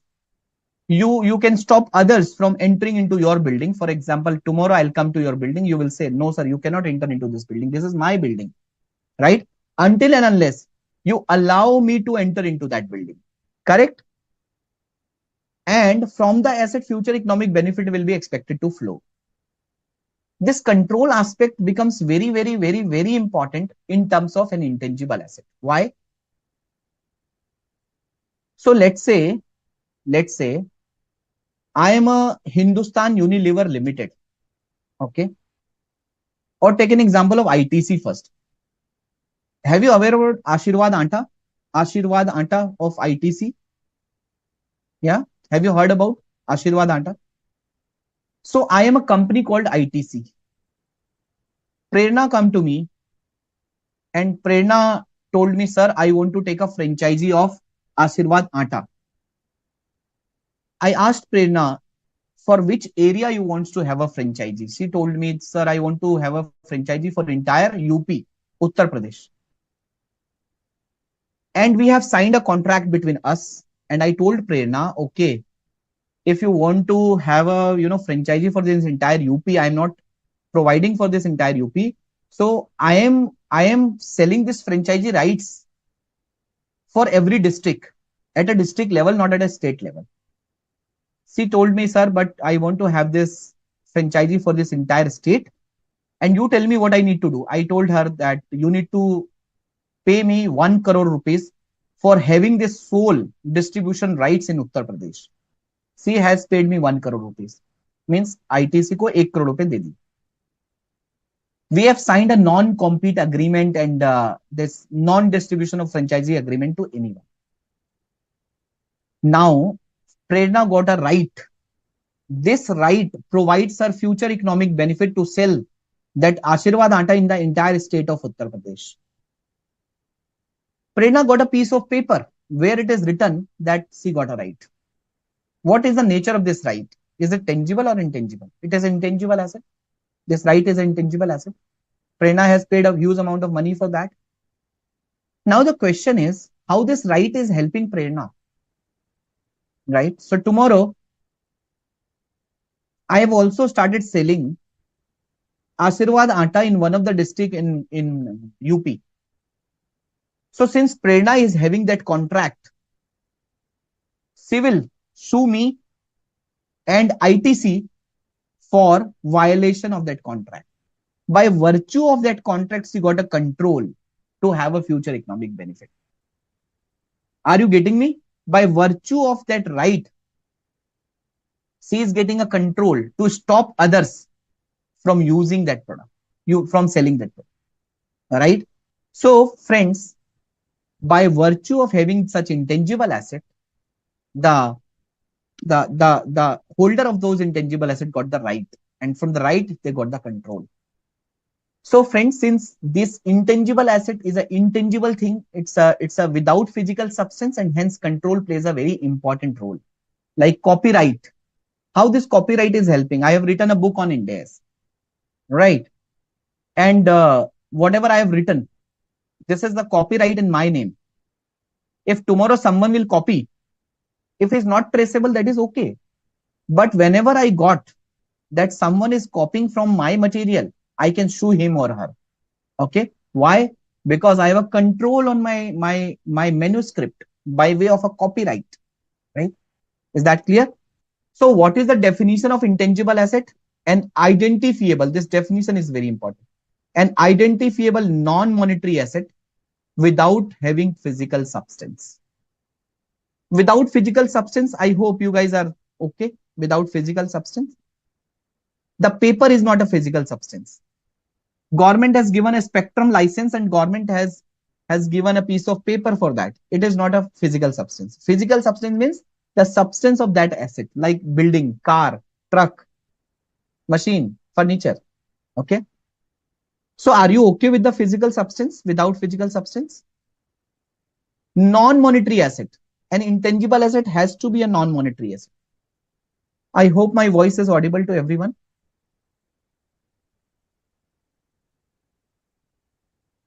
Okay. Non-monetary asset. What is a non-monetary asset? In standard, monetary asset is defined. Non-monetary asset is not defined. It says that non-monetary asset are those assets which are not a monetary asset. What is a monetary asset?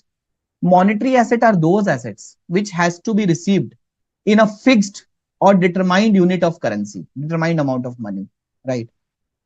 So if a company has given loan to the subsidiary, it is an asset to the company, and money has to be received in a fixed amount of money. It has to be received. But whether that loan is monetary asset or non-monetary asset, it is a monetary asset. Non-monetary asset is like, I'm giving the example of non-monetary asset. PPE, intangible asset, investment property, biological asset. These are the non-monetary assets. Prepaid expenses. These are the non-monetary assets. So an identifiable non-monetary asset without physical substance, right, is called as a intangible asset. Sir, what is meant by identifiable? Friends, this is an important part. What is meant by identifiable? Right. An asset is considered as identifiable if it is separable or it is arising from contractual or legal rights. If it is separable means it is able to be separated from the entire business. Let's say a company is operating since last 50 years and you have seen so many shops in your market where where one of the shop is very prominent. They have a good name, fame, and everyone wants to purchase from that shop only, be it small vegetable, be it grocery, be it paneer, milk, be it clothes, apparels, shoes. So by having an operation for last 50 years, the company has a good goodwill, great goodwill, right? The value of the assets in the business is, let's say, 1 crore rupees. And tomorrow, if this company wants to sell this entire business, anyone wants to acquire that business at a price of, let's say, 5 crore. Friends, why the other one, why the buyer is happy to pay 4 crore extra to that business to acquire that business? Goodwill. You are right, Prerna, goodwill. Now the question is, when the seller is selling that business and buyer is acquiring that business, so buyer is purchasing that business, 1 crore buyer is paying for the value of the asset, 4 crore buyer is paying for the goodwill, right?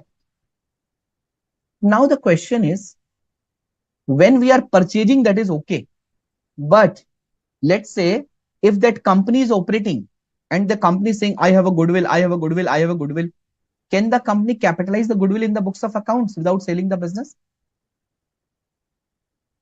Means, can the internally generated goodwill, can the self-generated goodwill can be capitalized? Answer is no. Why? Because it is missing the nature of identifiability. It is not separable. Can the company say that I'll not sell you any asset, anything, I am just selling you my goodwill, and now onwards all the customers will purchase from you? Can the company control the customer? Can the company control Prerna, control Alok, control Abhrakesh? Answer is no. It is my wish. It is up to me from where I want to purchase. How can that shopkeeper will tell me, please go and purchase from that shop? It is my wish, right? So the company cannot capitalize. Company cannot capitalize this internally generated goodwill because it is missing the separability criteria, right? So an asset can be capitalized as an intangible asset. An asset is identifiable only when it is separable or it is arising from contractual or other legal rights, right? Second example. Okay, sir, since you have told that the asset cannot be divided from the entity, it cannot be sold separately, it cannot be transferred separately, it cannot be licensed separately, rented separately, it is not meeting the definition of separability, identifiability. Second example, government has given you a license to operate in a particular area. You cannot sell that license, right? You cannot sell that license. You cannot let out that license. You cannot rent that license. Again, that license cannot be sold separately from the business. Is it meeting the identifiability criteria?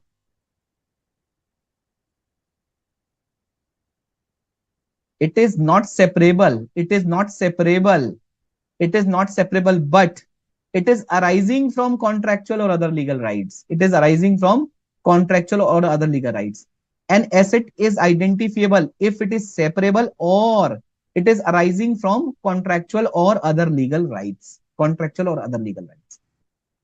Is that clear? Is that clear? Yeah. Is that okay? So friends, An intangible asset is an identifiable non-monetary asset without having a physical substance. Okay. We have discussed this example. We have discussed the meaning of control. Control means the entity should have a power. Like I've been taken an example of copyright. I have taken an example of non-compete right in case of ITC, right? So control means the entity has a power to obtain the future economic benefit or restrict the excess of future economic benefit to the others, or this power is coming from legal rights, like in case of copyright, right?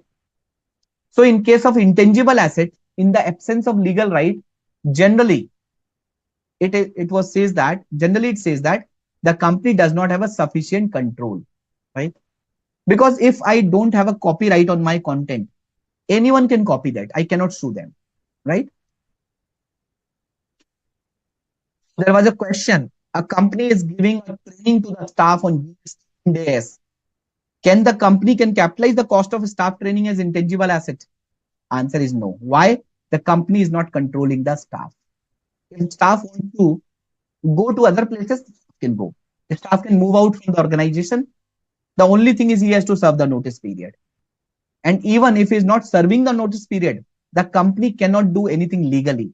The company can only recover the notice period pay. Correct?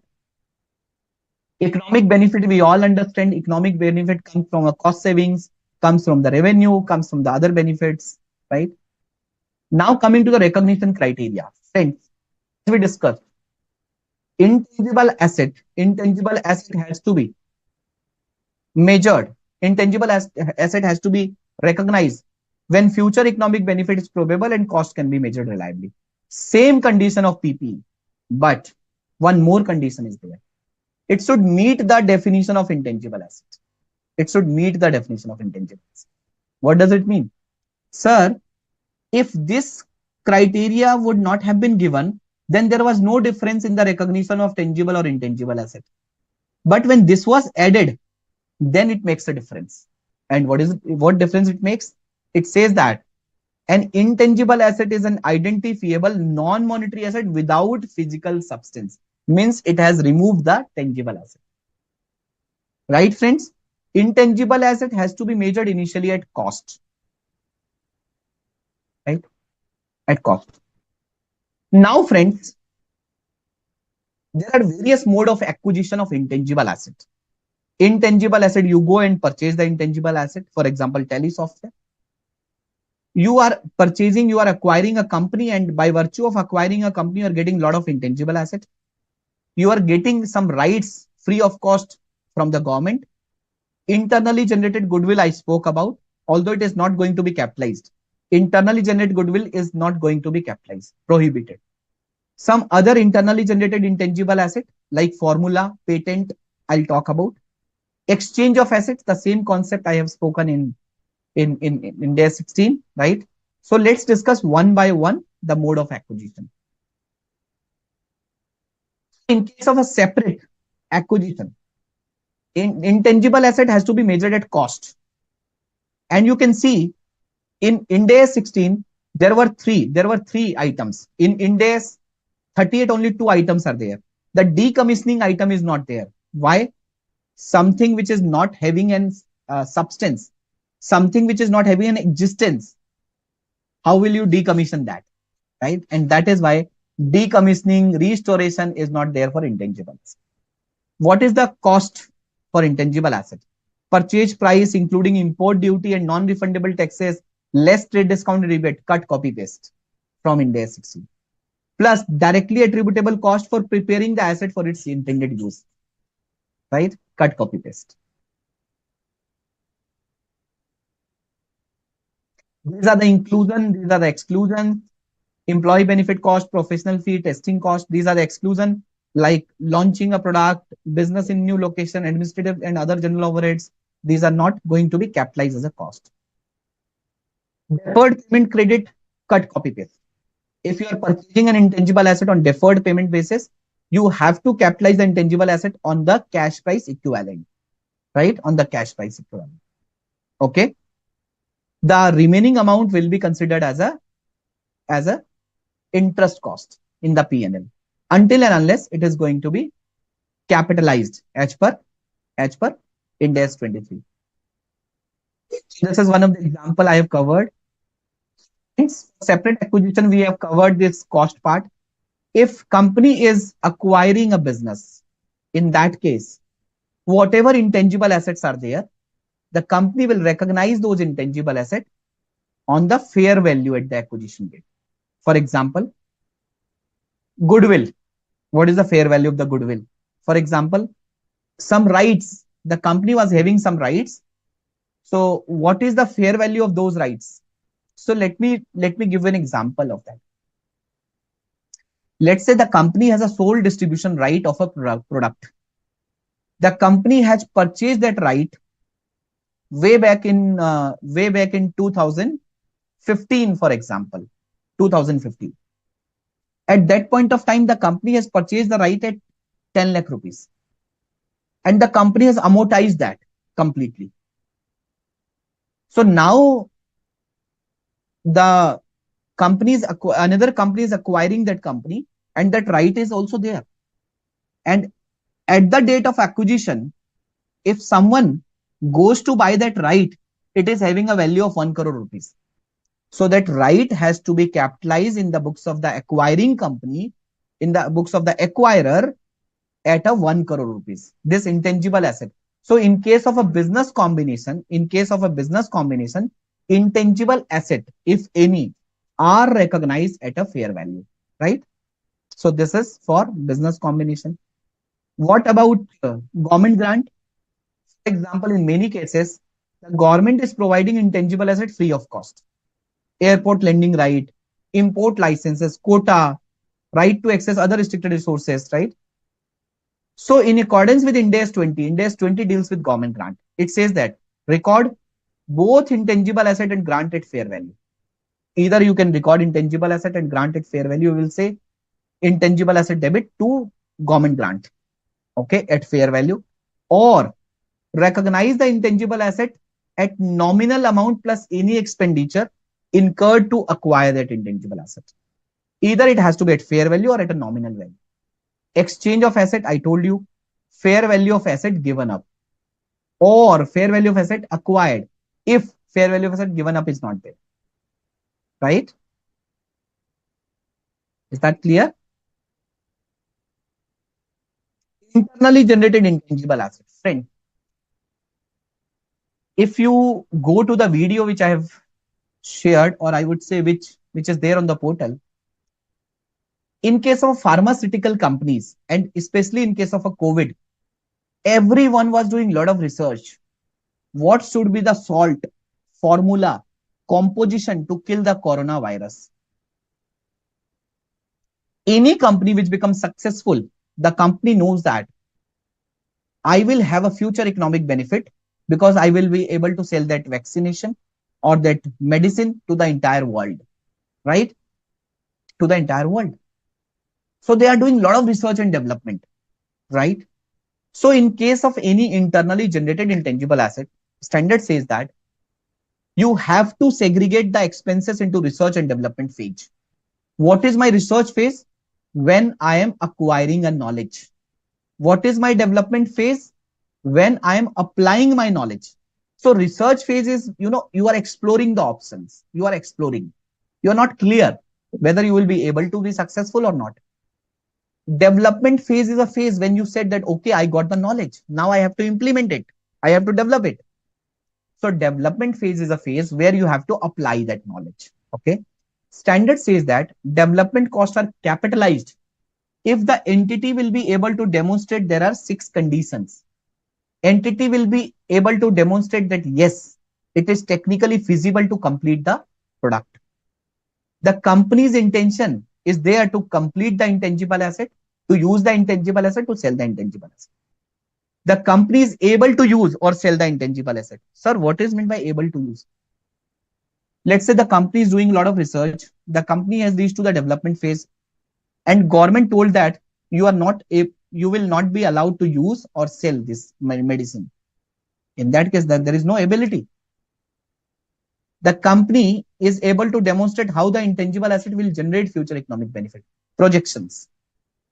The company has a adequate technical, financial, and other resources to complete the development. The company is able to measure the cost reliably. When these six conditions will met, you can say that your development phase has started. And all the expenses from the development phase is going to be capitalized, right? All the expenses in research phase is going to be charged off to the P&L. Okay. This is what we have discussed. There are examples and you have to go through with the examples. This was regarding initial measurement and initial measurement. And friends, internally generated goodwill is prohibited. It cannot be capitalized. Now coming to the subsequent measurement, the concept is same. Cost model, revaluation model. It has to be applied for a class of asset, right? It has to be applied for a class of asset. Cost model means cost minus depreciation minus impairment. Revaluation model means you have to revalue, take the impact of fair value into OCI. Okay. This is what we have discussed in PPE standard. You are not required to perform every year. You can perform into 3 to 5 year range. Okay. Wherever revaluation surplus is there, you can take to other comprehensive income. Wherever revaluation loss is there, you have to take it to the P&L. Exactly cut, copy, paste slide. Utilization, you have to transfer it to retained earning. When the intangible asset is recognized, it has to go to the retained earning. When intangible asset is getting used, you can transfer to the extent incremental amortization every year. Right? This is what we discussed. Useful life. Useful life of intangible assets shall not exceed the contractual or other legal right.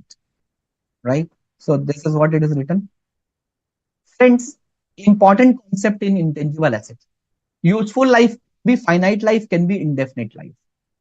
For example, you have purchased a business. You have capitalized a goodwill. Why? Because you have purchased. Now you have capitalized a goodwill. Now there is no life to the goodwill. Okay. And you are not able to estimate that for how many years I will be able to generate future economic benefit. Right? I will be able to generate future economic benefit. So in this case, it will be indefinite life.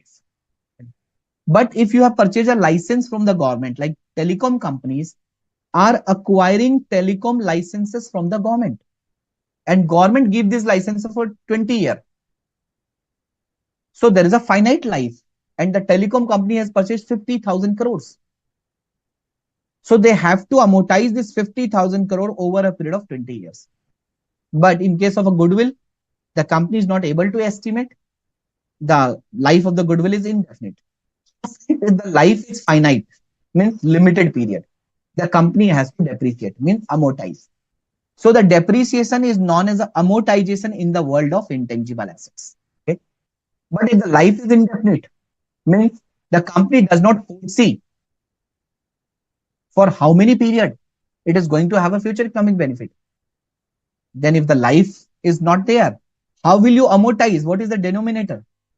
In that case, amortization is not required, but yes, the company has to assess this intangible asset for the purpose of impairment testing, right? For the purpose of impairment testing.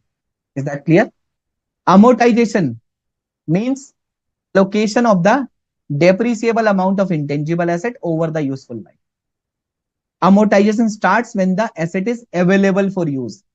It will be stopped when asset is either classified as held for sale or when the asset is derecognized.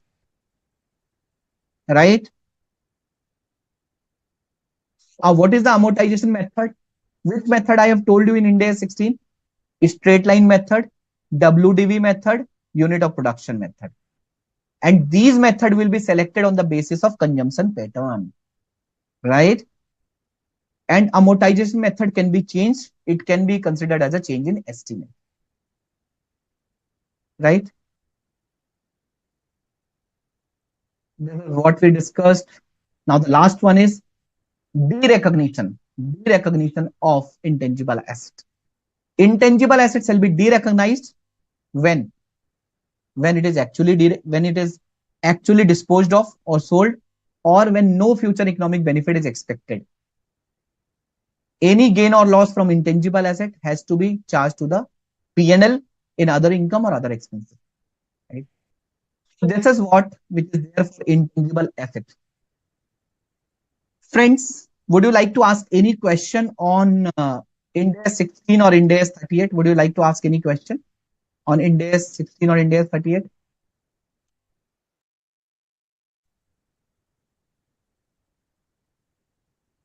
Would you like to ask any question? Anyone? Prerna, do you have any question on IND AS 16 or IND AS 38? Chandra, do you have any question? Abrikesh? Any concept which you have not understood? Yeah. Okay. Yeah. So Prerna, you can just unmute your mic, and instead of going through the entire illustration, I think you can discuss the concept. Okay. And then you will then please try to solve that question. If you will not be able to solve that question, then you can connect to the board of studies. So you can unmute your mic and please ask your question on the concept wherever you're facing any difficulty.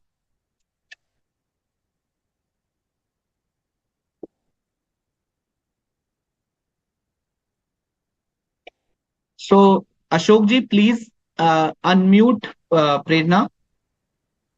Good morning, sir. Yeah, Prerna. Sir, there is an illustration in India 38 on exchange of asset, Yeah. and there both the things are provided like carrying value and the fair value of the asset given and acquired. But I'm getting some confusion like why in the answer the first part is 500, like 5 lakh is taken. So Prerna, let's talk about the Uh, concept. why the carrying amount of the other asset is taken instead of taking the fair value of the asset given up? Okay. First of all, let me talk about the concept. Okay. So let's say you are acquiring one intangible asset and you are surrendering another intangible asset, right? So probably you are acquiring a software and you are giving up your license, right? Is that okay? Yes, sir. Yeah. Yes, sir. So let's say you are acquiring a software and the bigger question is, sir, what is the value of this software which I have acquired because I haven't paid anything. I have given one of my asset, right? So now this license which you are giving up, you have a carrying value of this license in your balance sheet since it is your license. Yes, sir. Yeah. Yes, And sir. standard says that you have to recognize the intangible asset acquired on the basis of fair value, right? Until and unless you cannot be able to determine the fair value. For example, we can determine the fair value. Now, fair value of what? Standard says that the first priority is to go to the fair value of asset given up. Let's say my carrying value of asset given up, carrying value is let's say 1 lakh rupees. My fair value of asset acquired, my fair value of asset given up is 5 lakh rupees. Carrying value 1 lakh है, fair value 5 lakh है, अलग हो सकती है ना, market value है वो, Yes, sir. Right? So I am acquiring a software, so what accounting entry I'll make? Software account debit, right? By how much amount? By fair value of asset given up. What is the fair value of asset given up in this question? 5 lakh in this example. Yes, sir.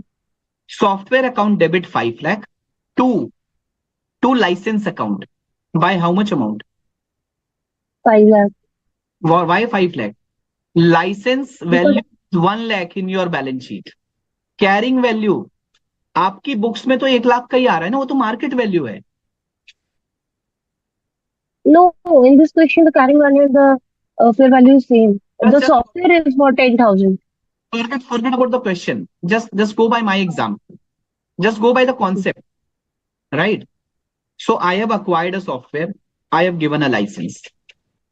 The carrying value of the license is 1 lakh rupees, right?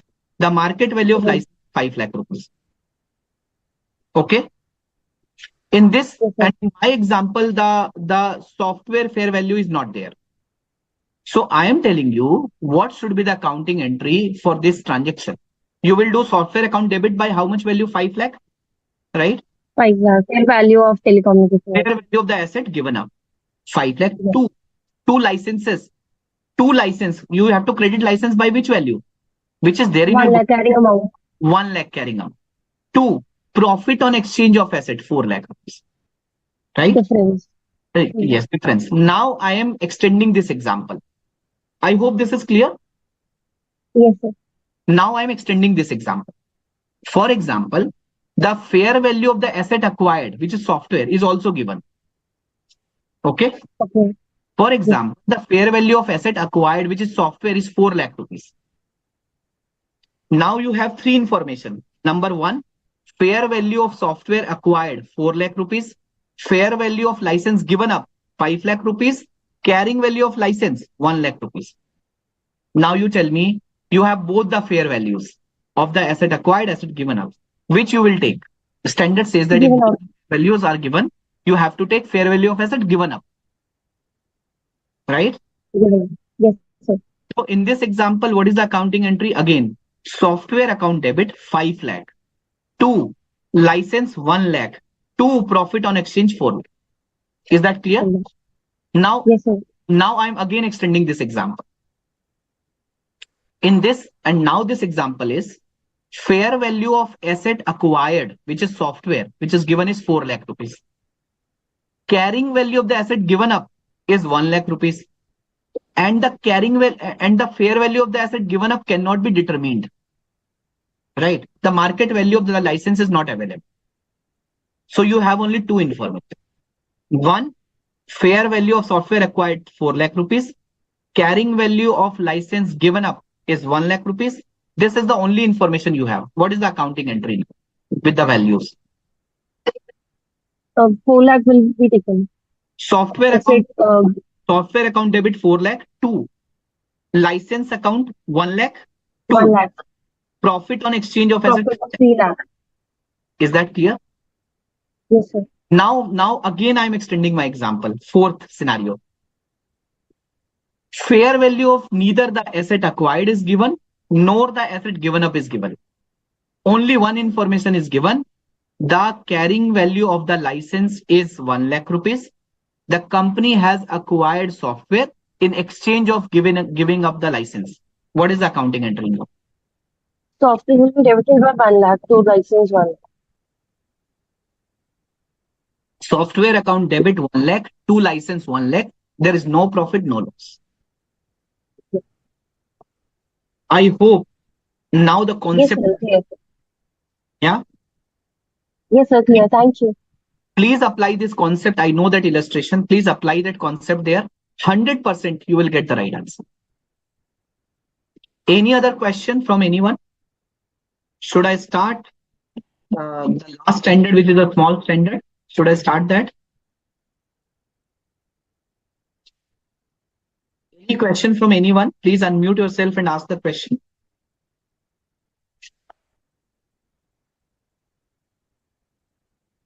Yes.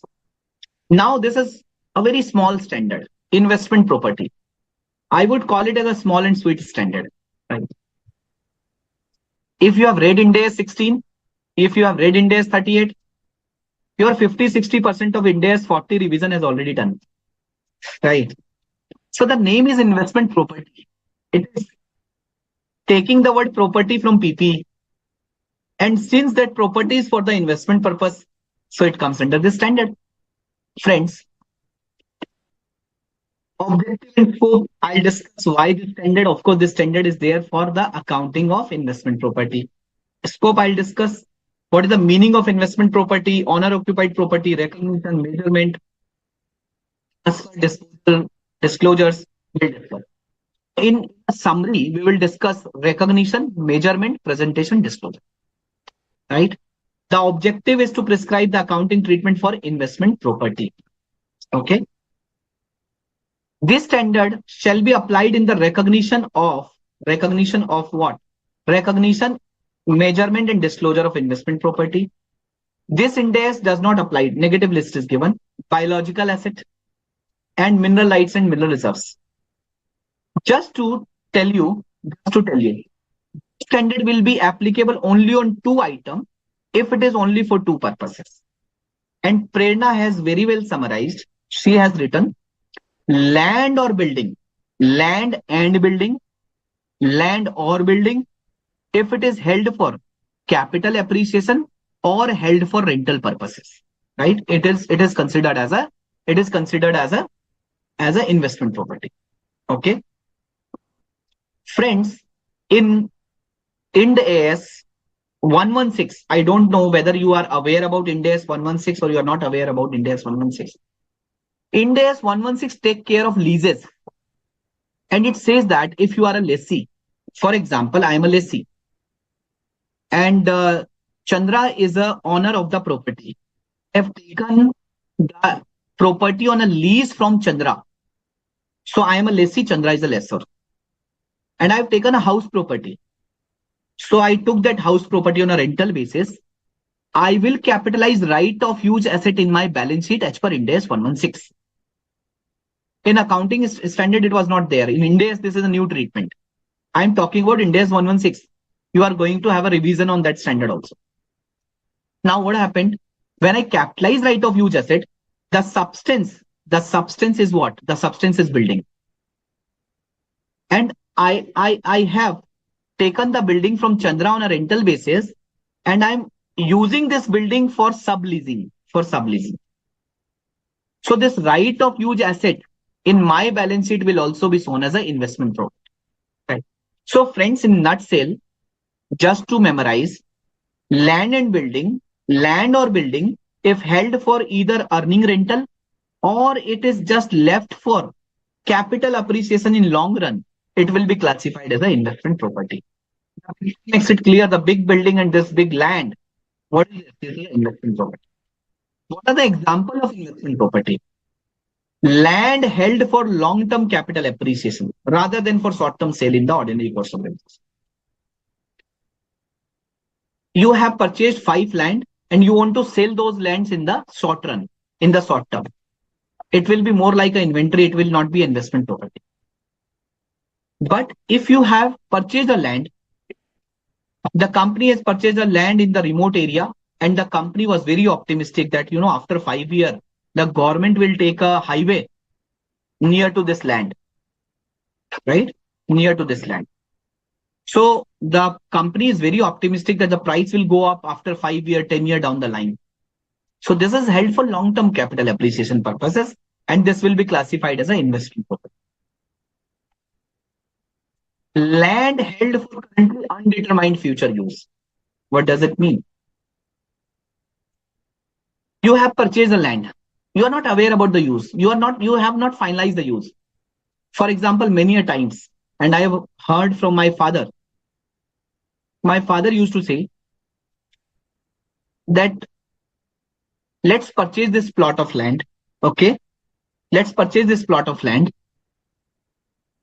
Either we will construct our house on that plot of land, or we will sell that plot of land. Eventually, 5 years, 10 years down the line, देख लेंगे जो भी करना है. As of now, we are not clear what is the purpose. We have undetermined future use, right? So in that case, standard says that it is classified as an investment property. A building owned by the entity, right? A building owned by the entity. The entity has purchased the building and the entity has leased out this building. Again, it's an investment property. A building which is vacant but is held for the purpose of rental. You must have seen available for rent board on many buildings. Have you seen that? Available for rental.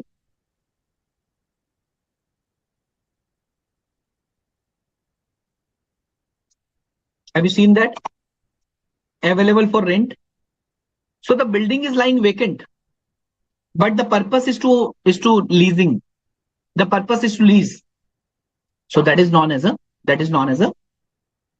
investment property again. These are the examples. If it is constructed or developed for future use as an investment property. You have bought a land, you are constructing a flat, and the idea is to give that flat on a rental basis. It will again be classified as an investment property. So these are the examples of investment property. What is not an investment property? DLF, Godrej properties. They are held for sale in the ordinary course of business. Their business is to sell property. Property that is leased to another entity under a finance lease. What happens under a finance lease? For example, I am a owner of the property. The life of the property is 50 years. And I have given the property on a lease rent of 50 years, lease term of 50 years. So in that case, you are aware I have to de-recognize the property from my books of accounts, right? And the lessee will capitalize that property in his books of accounts. So friends, if the property will not be there in my books of account, how can I call it as an investment property or any other classification? Understood? Third one is owner occupied property. Friend, this is a new term. This owner occupied property is nothing. It's a property, plant and equipment. It's a property, plant and equipment, right? If a company has purchased a land or a building and the company has kept for that land and building for long-term capital appreciation purposes or for earning rental purposes, it is considered as a PPE. Okay, right? Or let's say if there is a dual use of the property, let's say the company is 5-story building, 5 floors are there. 3 floors the companies are using for the business purposes. 2 floors the company is using for rental purposes, right? So standard says that you can recognize the value of the 2 floors as a investment property, 3 floor as a property, plant and equipment, right? If you are able to split the properties, if you are able to split the property means if the entity is able to sell the property on a floor basis, right? In if I talk about Noida, in Noida, wherever the flat, wherever the houses are there, wherever the kothis, bungalows, or houses are there, they are not able to sell on a floor wise. For example, there is a house which is having a 4 floors. They are not able to sell floor wise. Okay. If they have to sell the property, they have to sell the entire property.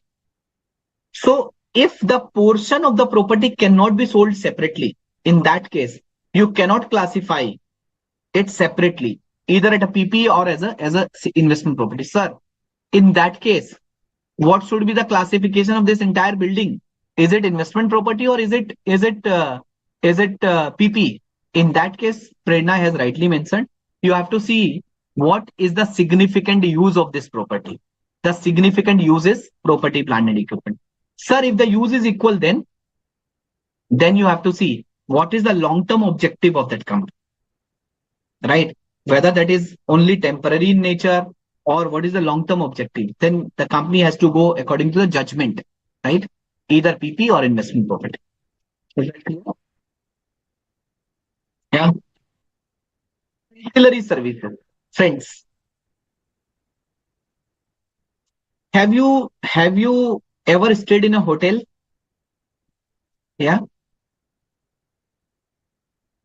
So let's say if hotel has a good room, the room is very good, but the services is very poor. The food is very poor. The staff is rude. Would you like to go to the hotel? Would you like to go that hotel? Of course, no. You are going to hotel for have a comfortable stay, for having a comfortable visit, relaxed visit. You are paying, for example, if you want to stay in a Taj, you have to pay 25,000 rupees, 30,000 rupees for one night stay. Why you are paying a huge amount? Whether that hotel is only leasing or renting out that room to you for a night? Answer is no. That hotel is selling you the services which includes the stay in a room, right? Stay in a room. You have to use the swimming pool. You have to roam around. You have to go to the cafeteria. You have to restaurant. You have to have a breakfast, lunch, dinner, right? So you have to have a comfortable stay. You ask for Wi-Fi services. So friends, in an industry where the ancillary services plays a significant role, in that case, that property will not be considered as an investment property. That property will be considered as a property, plant and equipment. So you can see any balance sheet of any hotel, like semi hotels, Taj, right? IHCL. So in all these balance sheets, you will find these hotel properties as a property, plant and equipment, not as a investment property, right? Recognition is cut, copy, paste of IND AS 16. Investment property means land and building, which is held for capital appreciation and held for rental purposes, will be recognized as an investment property if it is probable that future economic benefit will be there and cost can be measured reliably. Initial measurement is at cost, right? Cost includes purchase price plus it is a purchase price plus, like in property you have to pay stamp duty, legal cost, all these costs have to be capitalized. Startup cost, abnormal wastage, initial operating losses is not a part of the investment property. Okay. Subsequent measurement trend. Here is the catch. In IND AS 16 and IND AS 38, I have told you, in case of a subsequent measurement, it is cost model and revaluation model. But in investment property, only cost model is there. It has to be subsequently carried at cost model. Only cost model is there. There is no any revaluation model. The revaluation model is only allowed in IFRS. It is not allowed in IND AS. We have taken a carve out. So revaluation model is not allowed in IND AS.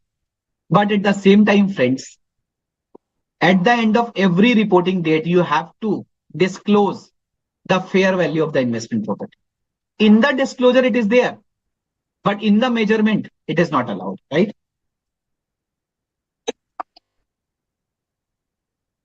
Okay. Fair value model for investment property is not permitted. Cost, you are aware, it has to be continue to be measured cost. The same concept of IND AS 16 will be there. Depreciate at every reporting period. Sir, if there is a land, how will I depreciate? If you have a purchased land, it will not be depreciated. But if you have a purchased building, it will be depreciated over useful life. Impairment testing is required, and you have to disclose the fair value in the notes to accounts. Then one of the last important concept, sir, let's say I am using a building for my business purposes. So it is a PPE for me, right? In the next year, I have decided to move my business to a small property on a rental basis, and I've decided to let out my own property, which will fetch more rental. So the nature of the use has been changed from business purposes. It has moved to the investment purposes, rental purposes. So my PP is moving to the investment property. 16 to IND AS 40, right? Standard says that now you have to credit your PP and debit your investment property. The question is, at what value you will be debit your investment property? Let's say, just to make it more simple, on 1st April 2021, Chandra has purchased a building for rupees 50 lakh. The life is 50 years. Okay. 1st April 21. On 31st March 2024, after 3 years, Chandra has, and Chandra was using this building for his business purpose. Now, on 31st March 2024, Chandra has decided to use this building for rental purposes. Now, what is the carrying value of that PP at the end of 31st March 24? The life is 50 year, cost is 50, and 3 year has been already passed. 3 lakh is the depreciation, 47 lakh is the carrying value, right? 47 lakh is the carrying value of the PP as on 31st March 2024. I have purchased this building 3 years back. 50 lakh was the cost, 50 years is the life. So what is the depreciation for 3 years? 3 lakh rupees. 47 lakh rupees the carrying value of PPE on 31st March 24. On 31st March 24, I have decided I have to use this for rental. What is the accounting entry now? Investment property account debit 47 lakh to PP account 47. Sir, if I will decide on 1st July 2024 that it will be held for rental purpose, then you have to charge 3 months of depreciation to arriving at the carrying value as on 30th June 2024. As simple as that. And on 1st July, you will pass an accounting entry, investment property account debit to PP account. Second example, the company was using a building for the inventory for the purpose of selling. So the company was into the business of selling building. But one of the building the company wants to use for the office purposes, or let's say not office purposes. The company wants to keep this for a long-term capital appreciation. The company does not want to sell right now or on rental. So friends, when it was an inventory, the company was applying IND AS 2 and the company was measuring at cost or NRV, whichever is lower. Cost or NRV, whichever is lower. So let's say on the date of changing the use, the carrying value of this property is 40 lakh rupees. So what is the value of investment property? The carrying value of the inventory will become the opening value of investment property. It has to be at carrying value, 40 lakh rupees. Earlier it was investment property. We have given for rental purposes. Now we want to use this property for business purposes. Again, the closing value of investment property will become the opening value of PPE, right? Carrying value. Earlier it was investment property. I have said that I'll use this building for rental purposes or I'll use this building for long-term capital appreciation purposes.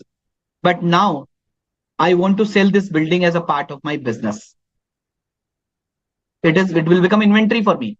So what is the value of inventory? The closing value of investment property will become the opening value of inventory. It has to be at carrying value. Is that clear? Clear or clear? Clear in mind or clear from mind?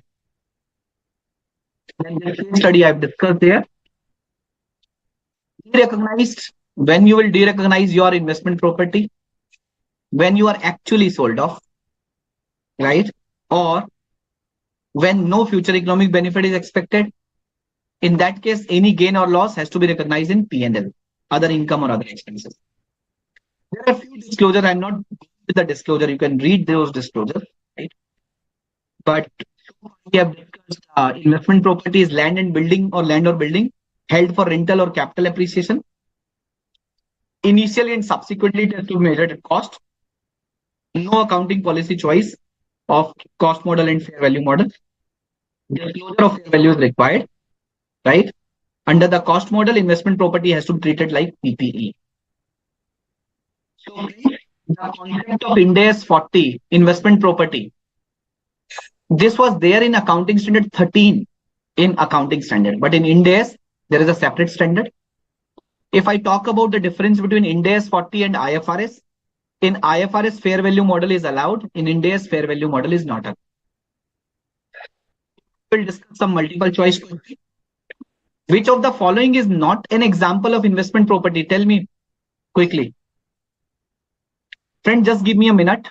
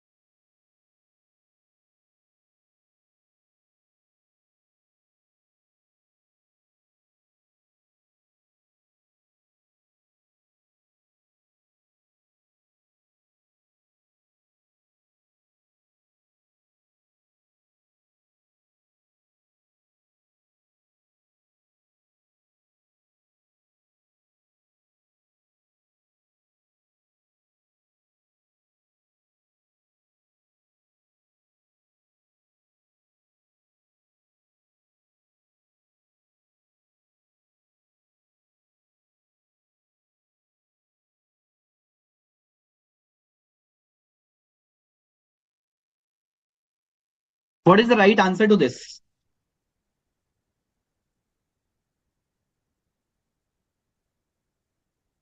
Which of the following is not an example of investment property? Not an example. Land held for undetermined future use is an example. Property leased to another entity under a finance lease. Whenever you are leasing a property to another entity on a finance lease, you have to de-recognize that property in your books of accounts. So B is the right answer.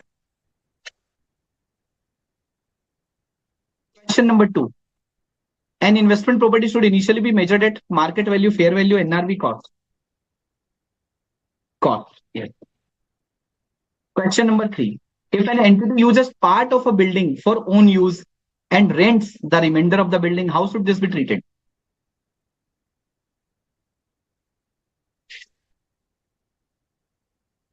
Account for separately under IND AS 16 and IND AS 40 until and unless the split is not possible, right? In that case, you have to do the significant use. Entity using the cost model for investment property must also disclose the fair value of the investment property. Yes, it is true. Investment property after initial recognition should be measured at cost or fair value, cost model, NRV. Abrikes, why you are saying A? It is C, cost model. Sir, A was for earlier question. This is for this C is for this question. Okay, my bad, my bad. So thank you, friends. I have made the revision of entire concept of IND AS 16, 38, and 40. By the way I have covered this session, you must got an idea that when you will revise, focus more on IND AS 16. Try to connect IND AS 38 to IND AS 16 and IND AS 40 to IND AS 16. And this is how, whenever even you read for the first time, you will be able to revise at least 70-80% concept of the other standard as. So now over to you guys. If you have any question or if you want me to discuss any concept, I would be happy to discuss. Over to you guys.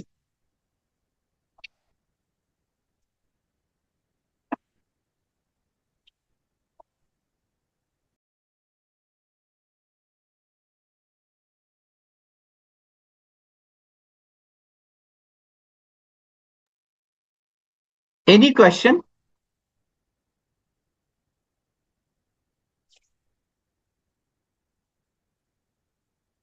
Is asking, sir, in case of intangible asset, having an indefinite life, sir, whether it will always be indefinite life or at some point of time the life can be finite. Shruti, a very good question. For example, you have purchased a business and thereby you have capitalized a goodwill or you have capitalized a brand.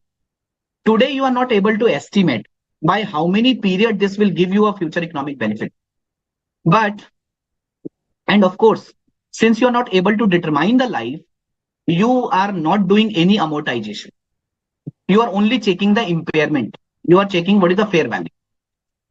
But standard says that at the end of every reporting period, you have to assess whether this indefinite life become a finite life.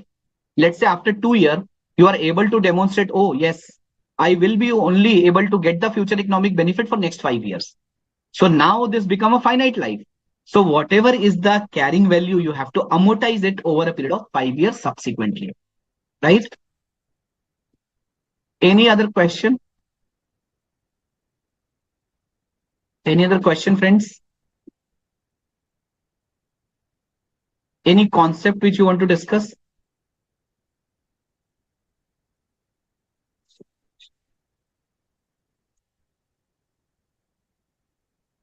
Rahul, Raj is saying indefinite doesn't means infinite. Indefinite doesn't means infinite. Okay. Indefinite means you are not sure. You are not definite. So Rahul is asking, sir, in case of exchange of assets, Rahul is asking, sir, in case of exchange of assets, you have said that fair value of the asset given up will be taken even though the fair value of the asset acquired is there. Sir, what is the logic behind that? Rahul, tell me, if you are purchasing any asset, at what value you are recognizing that asset? The amount which you have paid, the cash which you have paid, right? In this case, what is the consideration which you are paying? If you are exchanging an asset for acquiring a new asset, what is that you are paying? It is not a cash, but what is that you are paying? You are paying an asset. For buying an asset, you are paying an asset. So the value of that asset will become the fair value of the asset acquired, right? Any other question, friends? Any other question? One request, mock tests are there for practice, but while going through lecture, we are practicing, and if we can get some tests so that we can know better if we are making some mistakes or lacking, will be very helpful. Either for some chapters taken would be helpful before appearing for mock and final examination. You are right, Prerna. I think a wonderful ask from your side and from other students also. You can raise this request to the Board of Studies of ICAI. You have the email ID of Board of Studies of ICAI. You can raise this to Shilpa Agarwal ji, and yes, Board of Studies will do something for the students in this area. Any other question, friends? Let me see on the query box also. No, any question is there. Friends, please ask if you have any doubt, any question. This is for you only. This is a doubt clearing class.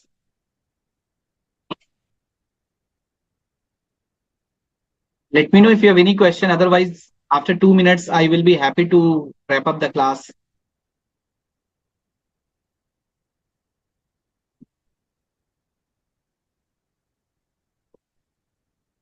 If you don't have any questions, should I conclude the class? Should I call off the class? Please confirm, students who all are there on the video.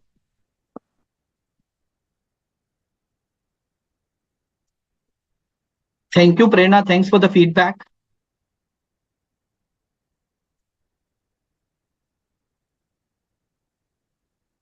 Abrikesh, do you have any doubt? No, sir. Thank you. So thank you, guys. I can see there is no any doubt. No queries are there. Thank you so much. Have a good day. Bye-bye. Take care. Anji, Anji.